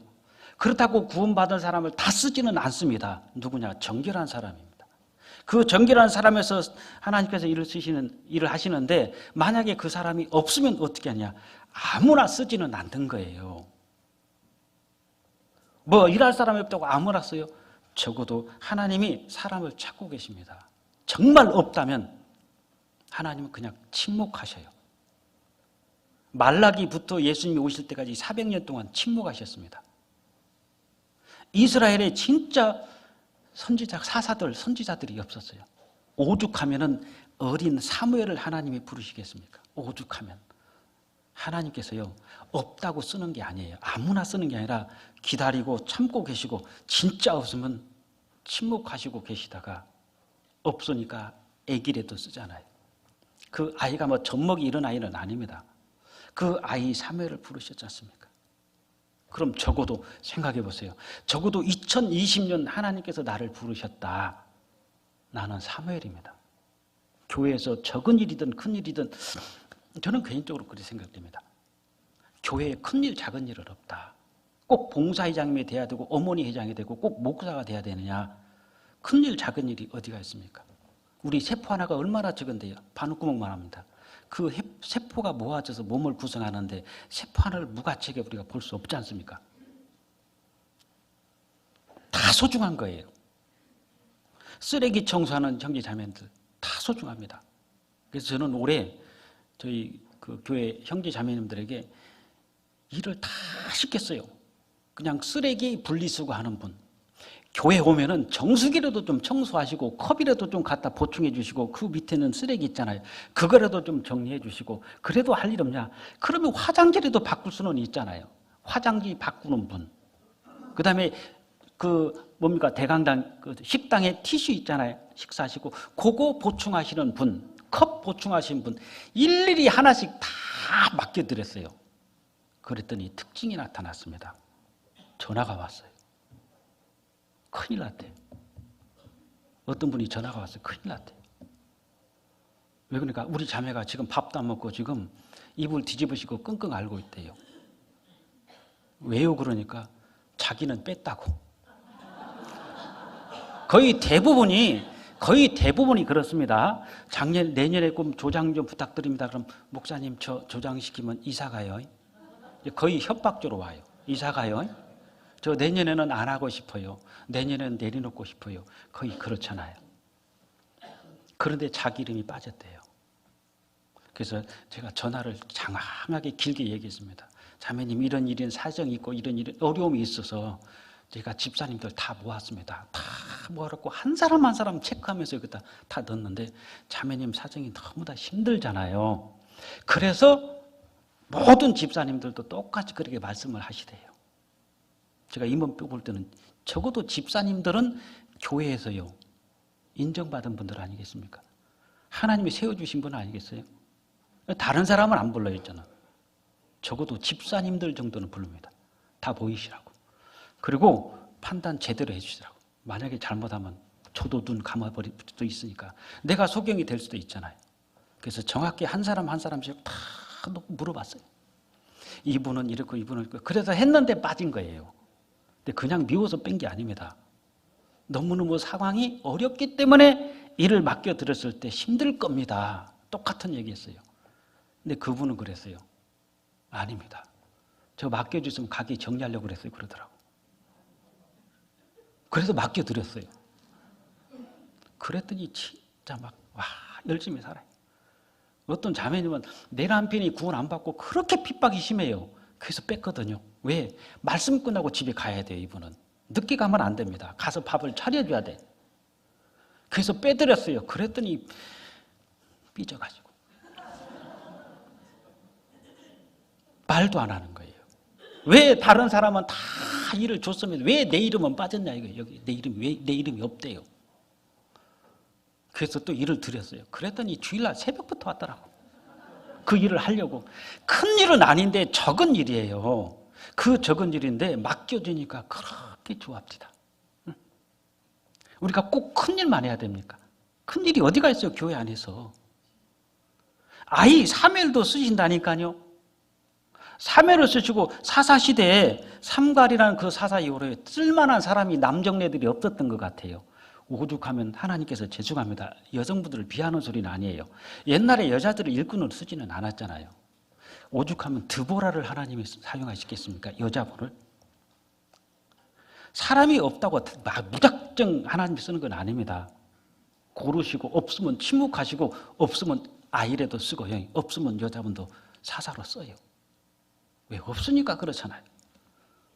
오죽해 하셨습니다. 그래서 이 농사를 짓는데도 범죄로 인해서 은혜가 단절된 것처럼 교회도 부흥이 안 되고 전도가 안 되면은요, 뭐가 막혀 있어요. 옥장에 물탱크에 물이 가득 차 있는데 미안하지만 수도꼭지 틀으니까 물이 한 방울도 안 나와요. 수도꼭지 아무리 명품으로 바꿔도 안 나옵니다. 올라가서 물탱크 밑에 보니까 이 수도로 내려가는 관이 쭉 걸레 하나가 들어가서 막혔다고 봐봐요. 그걸 빼는 것이 우선순서지 수도꼭지 바꾸는 것은 우선순서가 아닙니다. 왜? 하나님께서 충분한 은혜를 가지고 있고 은혜 위에 은혜를 주시는 하나님이시고 모든 복을 주시고 차고 넘치도록 주시는데 왜 안 되냐는 거예요. 왜 나에게는, 우리 교회는 수도꼭지에 뭐가 막혔어 지금. 그거 빼면은 쫙 내려오잖아요. 그래서 하나님 앞에 무슨 일을 하기보다 첫 번째 우리는요, 정결입니다. 야곱도 외삼촌의 집에 가기 전에 그 베델에서 돌베개 베고 얼마나 서원을 했습니까? 내가 돌아오면 반드시 여기를 다시 찾을 것이고 소득의 11조를 드리고 어쩌고 저쩌고. 참 신앙 기가 막혔어요. 갔다 올 때는 가서 외삼촌 집에 가서 라헬이라는 여자를 보니까 외삼촌이 딸을 준다니까 마음에 쏙 들어요. 그 여자를 위해서 7년 동안 봉사했는데 아침에 일어났더니 결혼식 오고 났더니 엉뚱한 여자가 누워있어요. 뭐야 이건? 레아였어요. 라헬 하나 때문에 7년 봉사했는데 왜 라헬을 안 주고 레아를 주십니까? 아, 우리나라는 여기 부족은 습관이 있는데 큰딸부터 주는 것이다. 라헬 가져가고 싶어? 7년 더해. 한 여자를 위해서 14년 동안 그 밑에서요, 종처럼 살았어요. 하나님 앞에서 우리도 마찬가지입니다.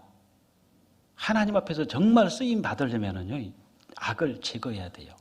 그래서 14년 동안 아내를 위해서 짐승하고 한 20년 동안 외삼촌 집에 있다가 짐승들, 자식들 12명 딸 데리고 확 왔는데 왜 베델로 안 가죠? 세겜에 머물러가지고 우리간 지어놓고 집 지어놓고 거기서 10년 이상을 10년 가까이 머물러 눌러 살았어요. 바로 가는 게 아닙니다. 하나님께서 창세기 35장부터 어떻게 합니까? 야곱을 불러가지고 정결케 하고 우상을 다 버리고 우복을 바꾸고 그리고 다시 베델로 가라 그랬죠. 그냥 베델로 가는 게 아니라 다 깨끗이 하고 베델로 가라 그랬어요. 그걸 엘 베델이라고 그랬습니다. 신앙의 회복이에요. 정결하지 않고 딱 들어가는 건 똑같잖아요. 그래서 하나님께서 준비되신 사람을 쓰시는데 누구냐면 정결한 사람입니다. 시편 73편 조시는 분은 피곤하시면 주무세요. 괜찮습니다.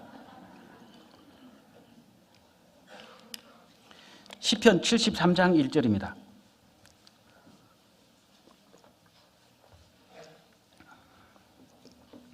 1절 같이 읽겠습니다. 하나님이 참으로 이스라엘 중 마음이 정결한 자에게 선을 행하시나. 마음이 정결한 자에게 선을 행하신다. 그러니까 내가 정말 정결하냐, 마음이 정결한 사람에게 하나님께서 선을 행하신다고 했으면 분명히 약속이지 않습니까 이건? 그럼 왜 하나님께서 나를 통해서 선을 행하시지 않지? 내가 정결하지 않다는 뜻이에요. 정확한 겁니다.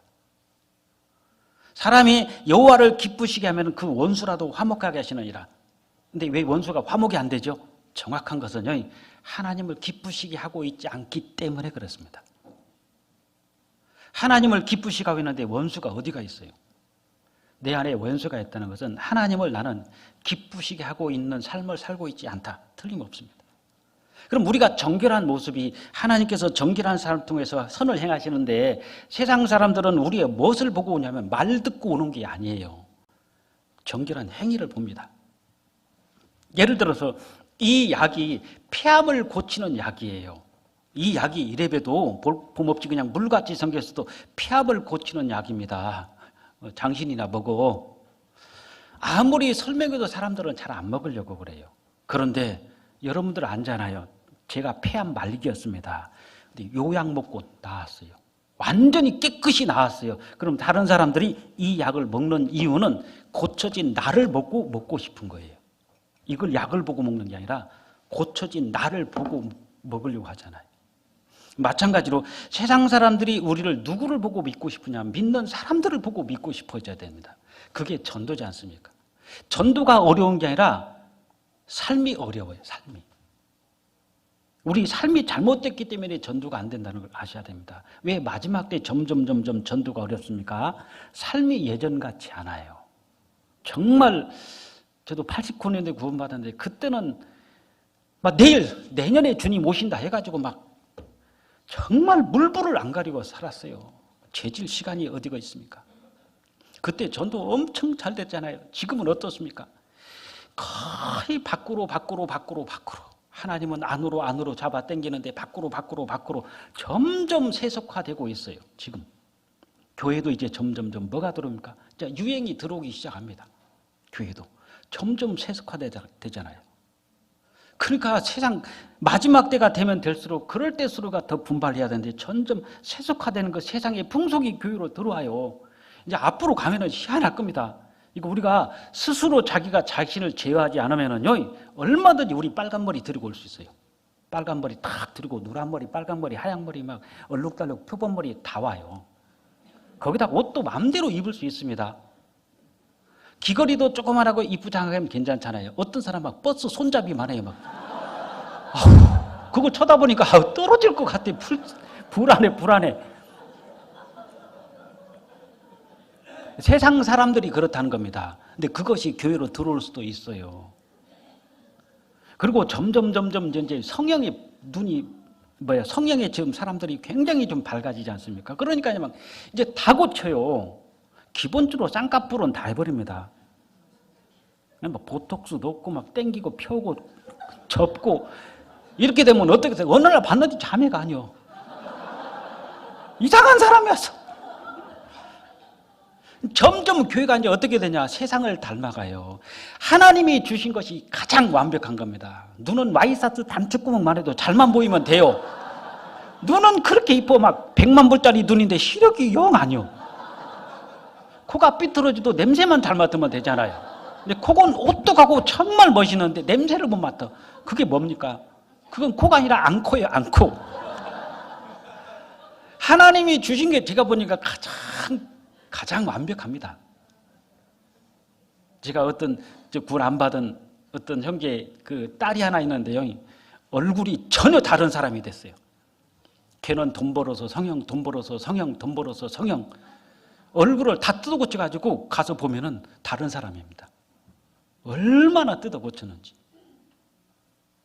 그러니까 오로지 그거예요, 오로지. 점점 세속화된다니까요.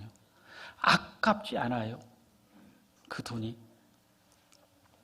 그래서 하나님은 우리의 정결한 행위를 시편 73편대로 하나님이 참으로 이스라엘 중에 마음이 정결한 자에게 선을 행하시나니 그랬죠.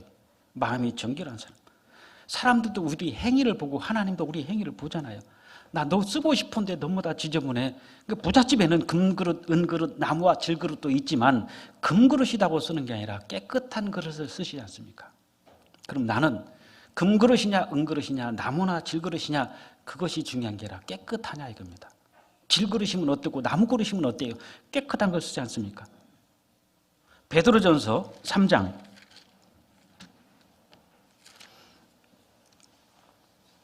2절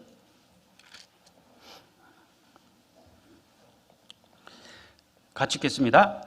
너희의 두려워하며 정결한 행위를 봄이라. 너희의 두려워하며 정결한 행위를 보잖아요.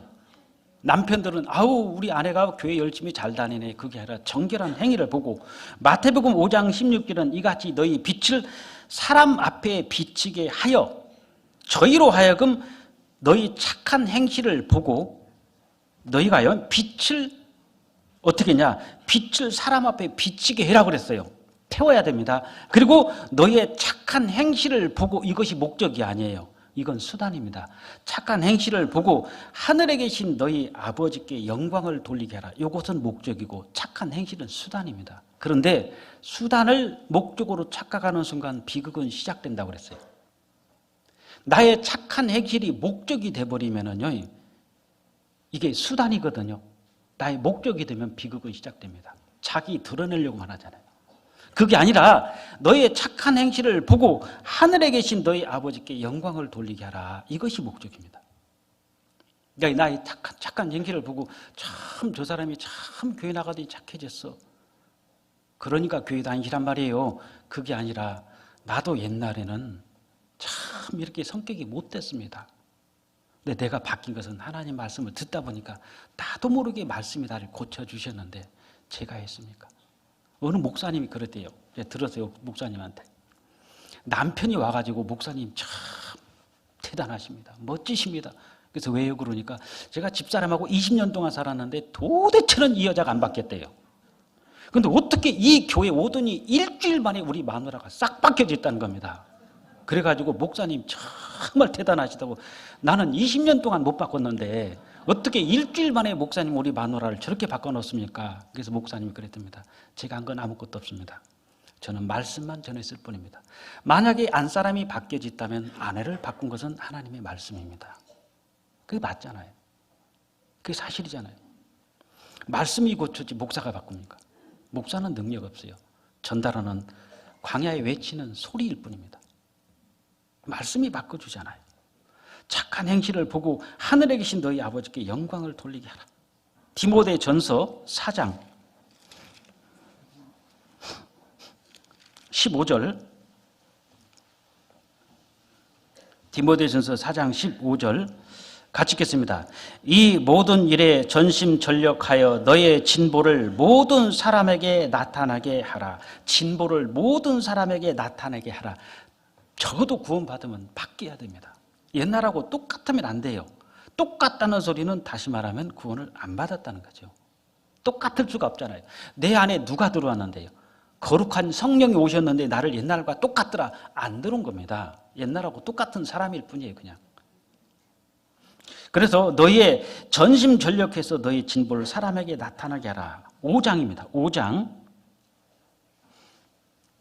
22절. 아무 사람에게나 경솔히 안수하지 말고 다른 사람의 죄에 간섭하지 말고 내 자신을 지켜 정결케 하라. 마음을 정결한 사람은 하나님이 쓰신다고 했는데 누구냐면은 아무나 경솔히 안수하지 말고, 경솔해서는 안 된다는 거죠. 그 다음에 다른 사람의 죄에 간섭하지 말고 내 자신을 지켜 정결케 하라. 내 자신을 지켜야 됩니다. 자꾸 형제자매 보고 누구는 어떻고 누구는 어떻고 정죄하고 있으면은 나는 율법의 준행자가 아니라 율법의 주관자가 되는 거예요. 그러니까 형제 자매들 보면은 좀 그렇대요. 그러니까 형제 자매들 보면은 신앙이 다 틀려요. 전 세계 돌이 똑같은 건 하나도 없습니다. 다 돌은 틀리듯이 형제 자매님이 다 틀립니다. 어떤 분은 정말 보기 좋게 열심히 잘 사는 분도 계시고, 어떤 분은 좀 심하다 그런 분도 있어요. 그런데 찾아옵니다. 찾아와서 상담을 해요. 바뀌어요. 일단 머리 색깔이 바뀌어집니다. 노란 머리가 검정머리로 바뀌어지고, 옷이 바뀌어지고 바뀌어져요. 그리고 전혀 다른 사람으로 바뀌어요. 작은 일을 하나 시켜봤어요. 최선을 다합니다. 옛날에는 그런 자매가 아니었어요. 다 손가락질해. 저 자매는 어쩌고 저쩌고, 저 자매는 어쩌고 저쩌고. 그래서 왜 제가 그랬어요. 자매님들, 하도 제가 속상해서요, 하얀 종이에다가 점을 하나 딱 찍어놓고 뭐가 보입니까? 그랬어요. 점이요, 점. 왜 흰 것은 안 보이냐고 그랬어요. 왜 점만 보이냐고. 왜 하얀 종이는 안 보이고 왜 점만 보이냐고. 우리가 그렇게 삐뚤어진 시각을 가지고 있다고. 저 자매를 볼 때 좋은 점이 더 많다. 안 좋은 점은 점 하나예요. 이 백지, 하얀 종이에 점 하나 있잖아. 왜 점만 그렇게 크게 보냐고. 하얀 종이가 있는데. 그러니까 상대를 볼 때요. 그 점은 T요, T. 좋은 점이 훨씬 많습니다. 그럼 그 T가 탁 묻혀져 버려요. 저도 개인적으로 집사람하고 같이 살면서 많이 부딪혔어요. 왜냐하면 저희 집사람이 깔끔한데, 이거 들으면 나 맞아 죽는데. 안 나가야 되는데. 깔끔한데 정리가 개념이 안 잡혀요. 무슨 뜻인지 알죠? 정리가 안 돼, 정리가. 저는 정리는 칼같이 아주 군인 정신이. 정리는 잘하는데 정리가 안 되니까 둘이 만나면은 이거 도대체는 이거 아니야. 예를 들어서 다 이게 너블러져서 이렇게 막. 그럼 어떻게 하느냐? 싹 닦고 그대로 놔요. 그럼 정리 좀 하라면 싹 닦았대. 먼지 하나. 먼지는 가 봐. 없어. 싹 닦았. 아니 정리정돈 했잖아. 정리정돈. 개념이 안 잡히는 거예요. 책은 책대로 갖다 놓고 물은 물대로 갖다 놓고 컵이 뚜껑이 열려 있으면 덮든지 어떻게 하든지 이게 있어야 되잖아요. 그게 안 돼요. 그것 때문에 계속 부딪히는 거예요. 그러다가 제가 성경 배우다가 깜짝 놀랐습니다. 아, 집사람이 진짜 다 잘하는데 정리정돈 요것이 T였어요. T. 근데 저는 T를 안 보고요. T만 보고 좋은 건 하나도 안 봤어요. 그러니까 좋은 것이 엄청 많은데 요것만 계속 보이는 거예요. 그러니까 정리 좀 해. 정리. 그러다가 더 큰 걸 잃어버렸어요. 사이가 깨지는 거예요. 우리 싸울 때, 부부싸움 할 때 뭐 때문에 싸웁니까? 뭐 바람 펴서 싸우는 사람 거의 없어요. 그럴 사람이 별로 뭐 도박해서 싸운다 거의 없습니다. 싸우는 거 간단해요. 문을 꽝 닫았다, 양발을 뻗골로 벗어놨다, 치약을 밑에서 안 짜고 가운데부터 짠다, 뭐 이런 것들이잖아요. 별거 아니 가지고 가족의 화목이 깨진다니까요. 그게 뭐가 그렇게 대단하냐고. 그러니까 그거를 집에서 싸울 때 이제 오늘부터 바뀌어져야 돼요. 아내를 보면은 다 잘하는데 못하는 게 하나 있어요. 근데 나는 못하는 것만 지금까지 쳐다봤어요. 잘하는 거 안 보고. 그래도 애들 키우고 정말 빨래하고 설거지하고 집 살림하고 또 직장까지 다니는 분들 있잖아요. 아내들이. 근데 조금 집에 정리가 좀 안 좋다. 그거 가지고 남편들은 저 집이 뭐냐고. 응? 잘한 것 좀 보라니까요. 우리 신랑은 너무 다 지저분해. 그냥 오면은 그냥 씻지도 않고 잠자려고 그래 막. 근데 잘한 걸 보란 말입니다. 아침에 일찍 출근해서 하루 종일 일하고 밤늦게 와가지고 씻지 못하고 잘한 것이 더 많아요. 근데 우리는 자꾸 안 좋은 것만 보니까 어떻게 됩니까? 미웃게 되고 다툼이 생기고 가정의 화목이 깨지잖아요. 교회도 가정입니다. 가화만사성이지 않습니까? 가정이 화목해야지 모든 것이 만사가 성취되듯이 교회는 봉사가 우선이 되면 안 돼요. 봉사보다 사람이고요. 일보다 사람입니다. 화목이 먼저 돼야 돼요. 그래서 사람들은 우리의 정결한 행위를 보고 또 하나님도 정결한 사람부터 일을 하시니까 그 생각하셔야 됩니다. 그리고 시간은 자꾸 가는데 이게 큰일 났네요. 좀 못하면 또 도중에 또 중단합니다. 내년에는 안 올 거예요. 내년까지 오면은 저 이뻐서 쫓겨날 것 같아요. 아우, 세 번째입니다, 목사님. 여기 세 번째요. 두 번째만 와도 그렇잖아요. 작년에 왔는데. 그래서 제가 두 번째는 굉장히 좀 망설여졌어요. 두 번째 가면은, 조 목사 작년에 왔는데 또 오네? 그런 소리 들을까봐, 조심스럽더라고요. 그래서 몰래 늦게 왔어요, 저게 돼요. 이제 세 번째, 이건 중요한 겁니다. 아무리 하나님께서 좋은 땅을 주시고 또 일기를 정확하게 맞춰주시도 무조건 풍년은 아니에요. 흉작이 될 수도 있습니다. 이유는 농부들의 게으름입니다. 하나님께서 교회의 모든 것을 다 주고 싶어도 형제 자매님들이 게으르면 전도 안 돼요. 해보세요. 하나님은 하고 싶은데 성도들이 안 해. 하나님이 좋은 땅 주셨고 비도 내려주시고 이슬도 주시고 뭐 병충해도 없이 다 해주고 싶은데 농부들이 일을 안 해. 다 잠자요. 그럼 어떻게 되느냐? 밭에는 틀림없이 곡식이란 것은 수고한 만큼 결실이 있습니다. 수고 안 하죠. 곡식 다 죽어요. 없어집니다. 뭐가 자라죠? 전부 다 잡초입니다.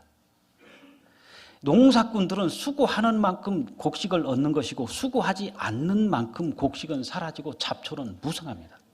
그러니까 부지런하지 않고는, 수고하지 않고는 농산물을 풍작으로 거둘 수 없어요.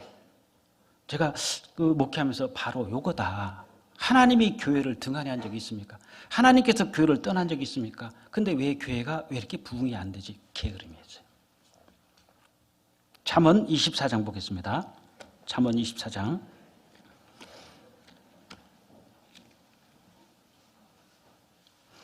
30절부터 34절까지 제가 읽겠습니다.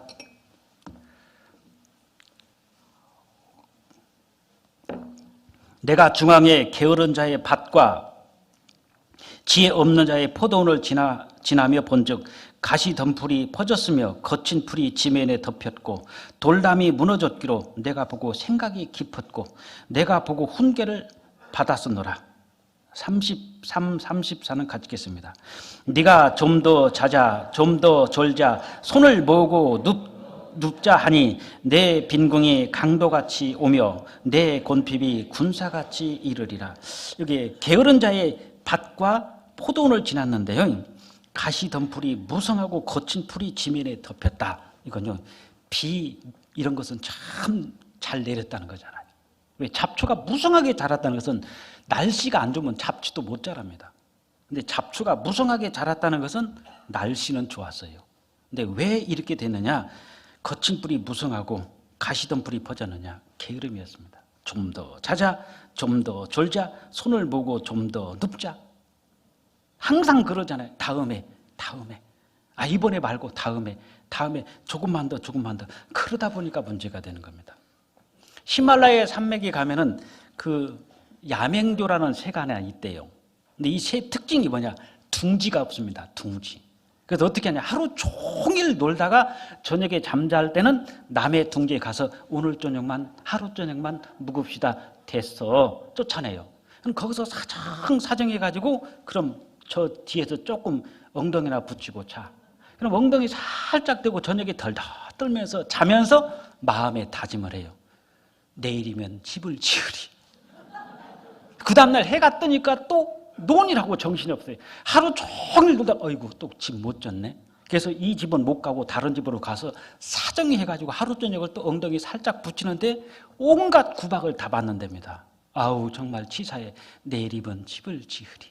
그 다음날 해가 밝으니까 또 하루 종일 놀다가 또 다른 새 집으로 가. 내일이면 집을 지으리 그러다가 돌아가신답니다. 얼어 죽는데. 생각해 보세요. 내일이 있기 전에 오늘이 있잖아요. 왜 오늘을 주십니까?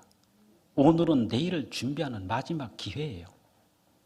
꼭 내일이면 내일 미루다 보니까 결국은 둥지를 못 짓고 얼어 죽듯이 내일 있기 전에 오늘을 주시는 이유는 내일을 준비하는, 오늘 둥지를 짓지 않고 어떻게 내일 편하고 안락한 둥지에서 잠을 장할 수 있냐 이겁니다.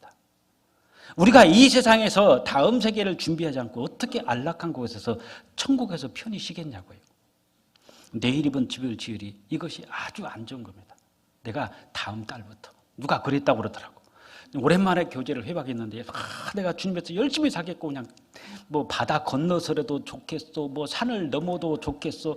정말 내가 뭐 이번 주 수요일부터 내가 나가겠습니다. 거창하게 나오더라 이거예요. 그러더니 마지막에 비 오면 못 갈지도 몰라요.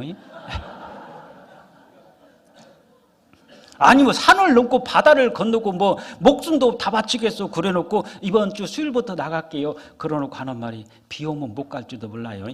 그게 말이 됩니까? 그러니까 게으름이 문제였어요. 왜 결실의 수고가 부족합니까?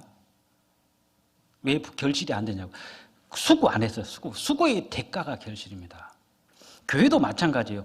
왜 이렇게 전도가 안 되지? 우리가 안 움직였어요. 밭이 문제가 아니었다니까요. 하나님의 은혜의 단비가 안 내는 게 성도들의 죄였고, 그 두 번째는 하나님은 다 주시고 주시는데 왜 풍작이 안 되냐? 게을렀어요. 하나님은 교회를 통해서 한 사람이라도 정말 건지고 싶은데 왜 안 되냐? 게으름이었습니다. 우리가 뛰지 않았어요. 저절로 환자들이 찾아옵니까? 저절로 병원에 환자들이 그 농사 짓는데 저절로 하나님이 도와주십니까? 그건 아니잖아요.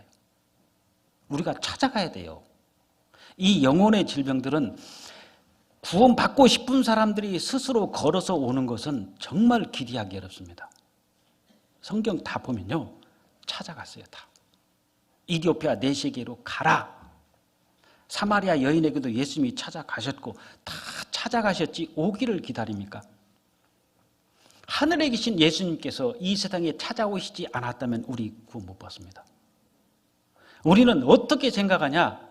자꾸 안 된다고만 생각하고 찾아가지 않았던 거예요.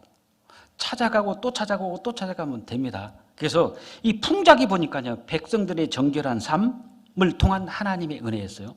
두 번째는 농부들의 수고와 헌신과 희생입니다. 하나님이 아무리 잘 해주셔도 성도들이, 교회가, 형제자매들이 수고하고 헌신하고 희생하지 않으면 전도는 안 돼요. 그냥 흉작입니다. 모든 책임이 보니까 우리 책임입니다. 교회 책임이 아니라 나의 책임이었고 우리 책임이었어요. 우리가 데리고 오지 않았어요. 헌신하지 않았고 희생하지 않았고 수고하지 않았다는 겁니다. 고린도전서 3장 6절입니다.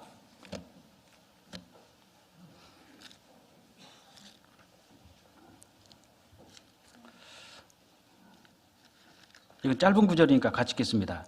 나는 심었고 아볼로는 물을 주었으되 오직 하나님은 자라나게 하셨나니.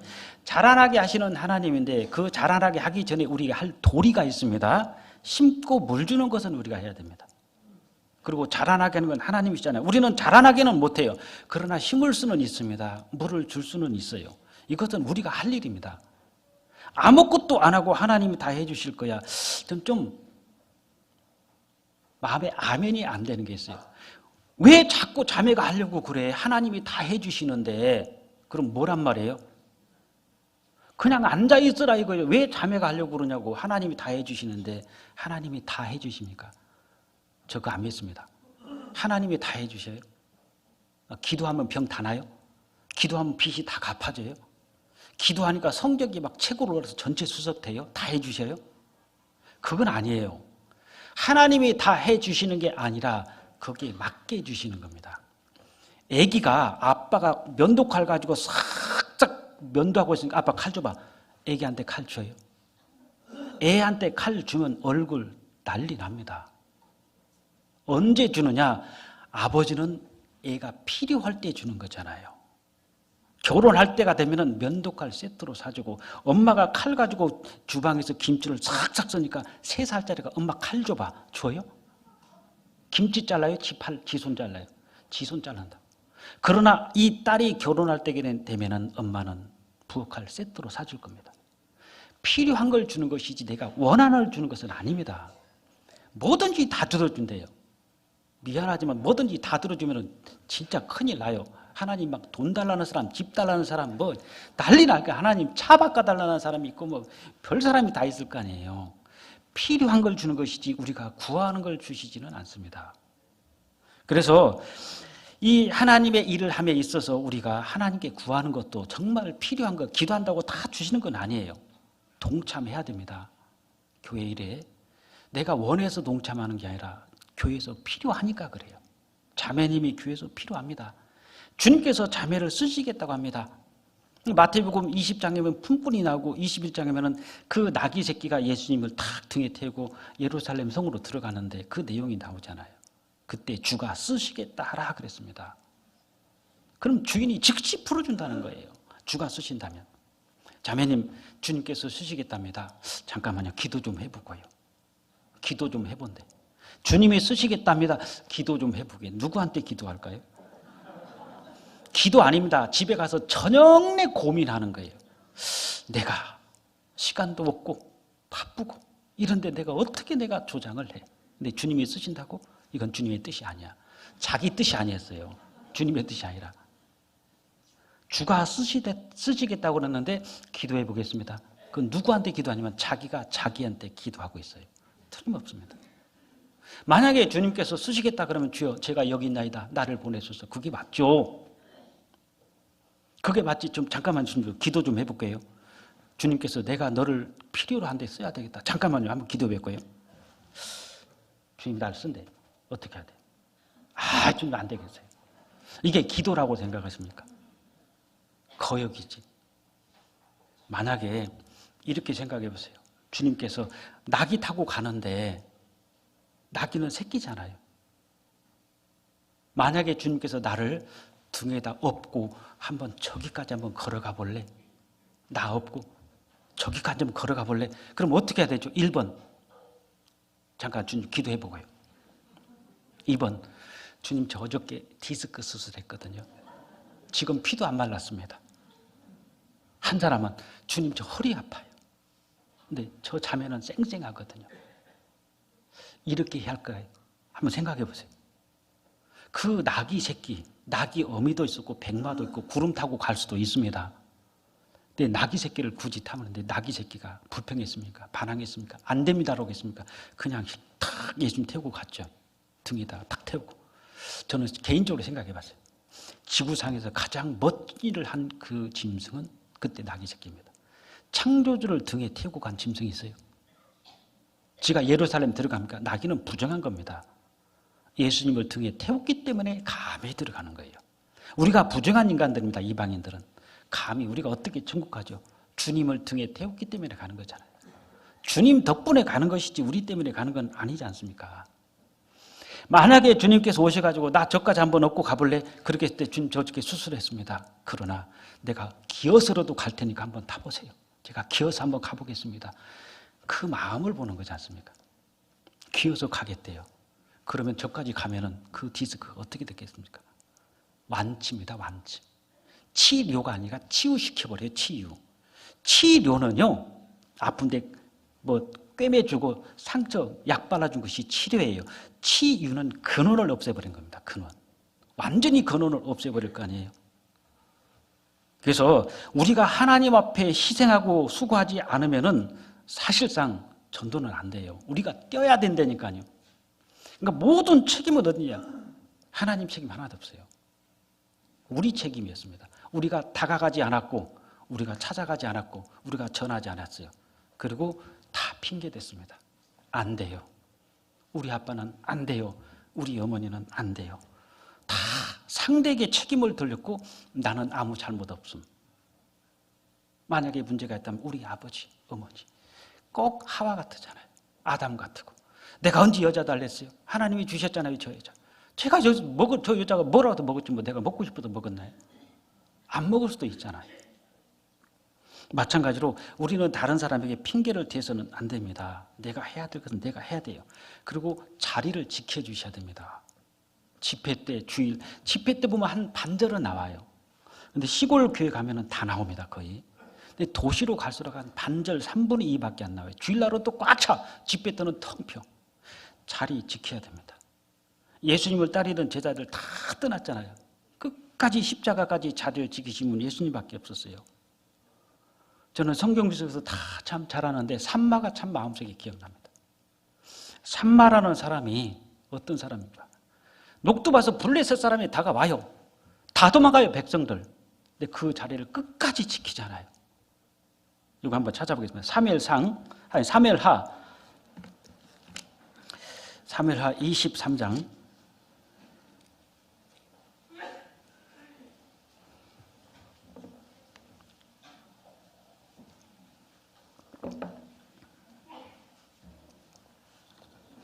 사무엘하 23장 11절 12절 그리고 잠깐 영상 하나 보고 그냥 마치겠습니다.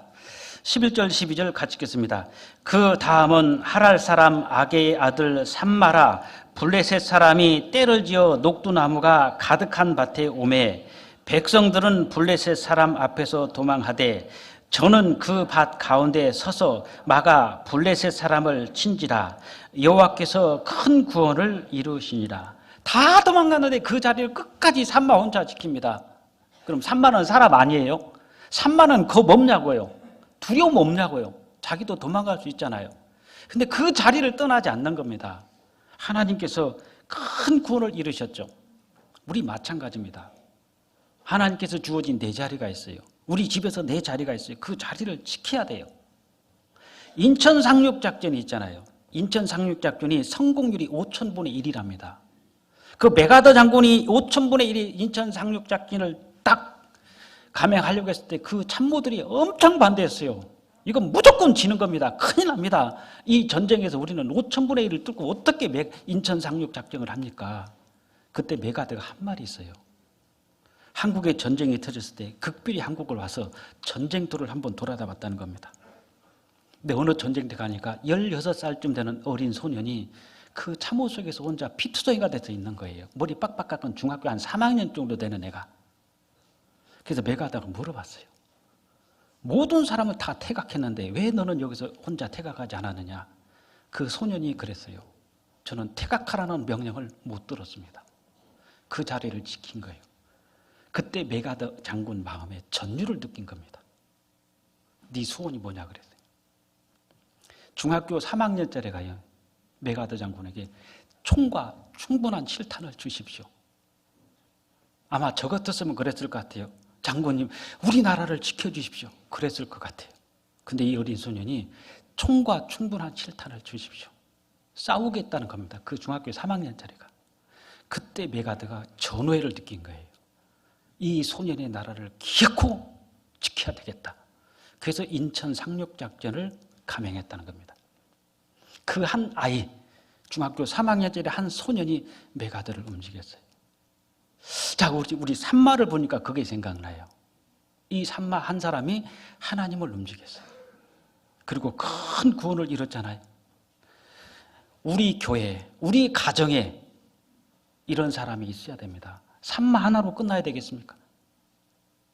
이 제2의 산마, 제4의 산마, 제3의, 제4의, 제5의 산마가 계속 나올수록 하나님은 그 교회를, 그 가정을, 그 사람을 사랑하지 않겠습니까? 큰 구원을 이루지 않겠냐는 거예요. 그래서 이 어린 소년, 제가 좀 교훈이 돼가지고 영상을 잠깐 담아왔거든요. 이 영상 보고 기도하고 마치겠습니다.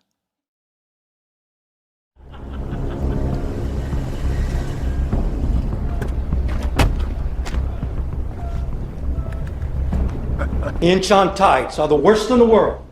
They rise and fall at an average rate of 29 feet each day, sometimes as high as 36. Our ships will be stranded within 10 minutes of entry. How do you expect our Marines to climb treacherous cliffs that high with waves that harsh?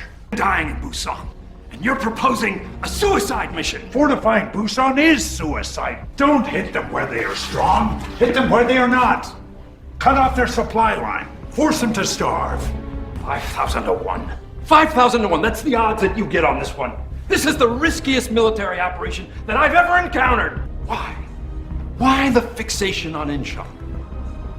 What do you want out of this?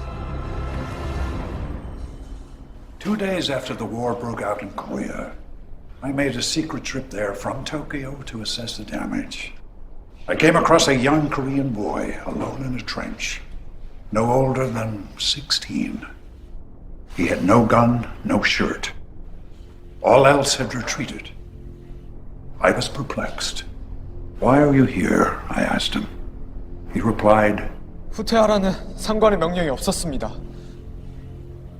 I was moved by his courage. I said, I will give you anything you want. He looked at me with fire in his eyes and said, 총과 충분한 실탄을 주십시오. give me a gun and give me bullets. That boy and I shared something. We were soldiers. 2 soldiers with the same goal, victory. I knew then I had to save this boy's country.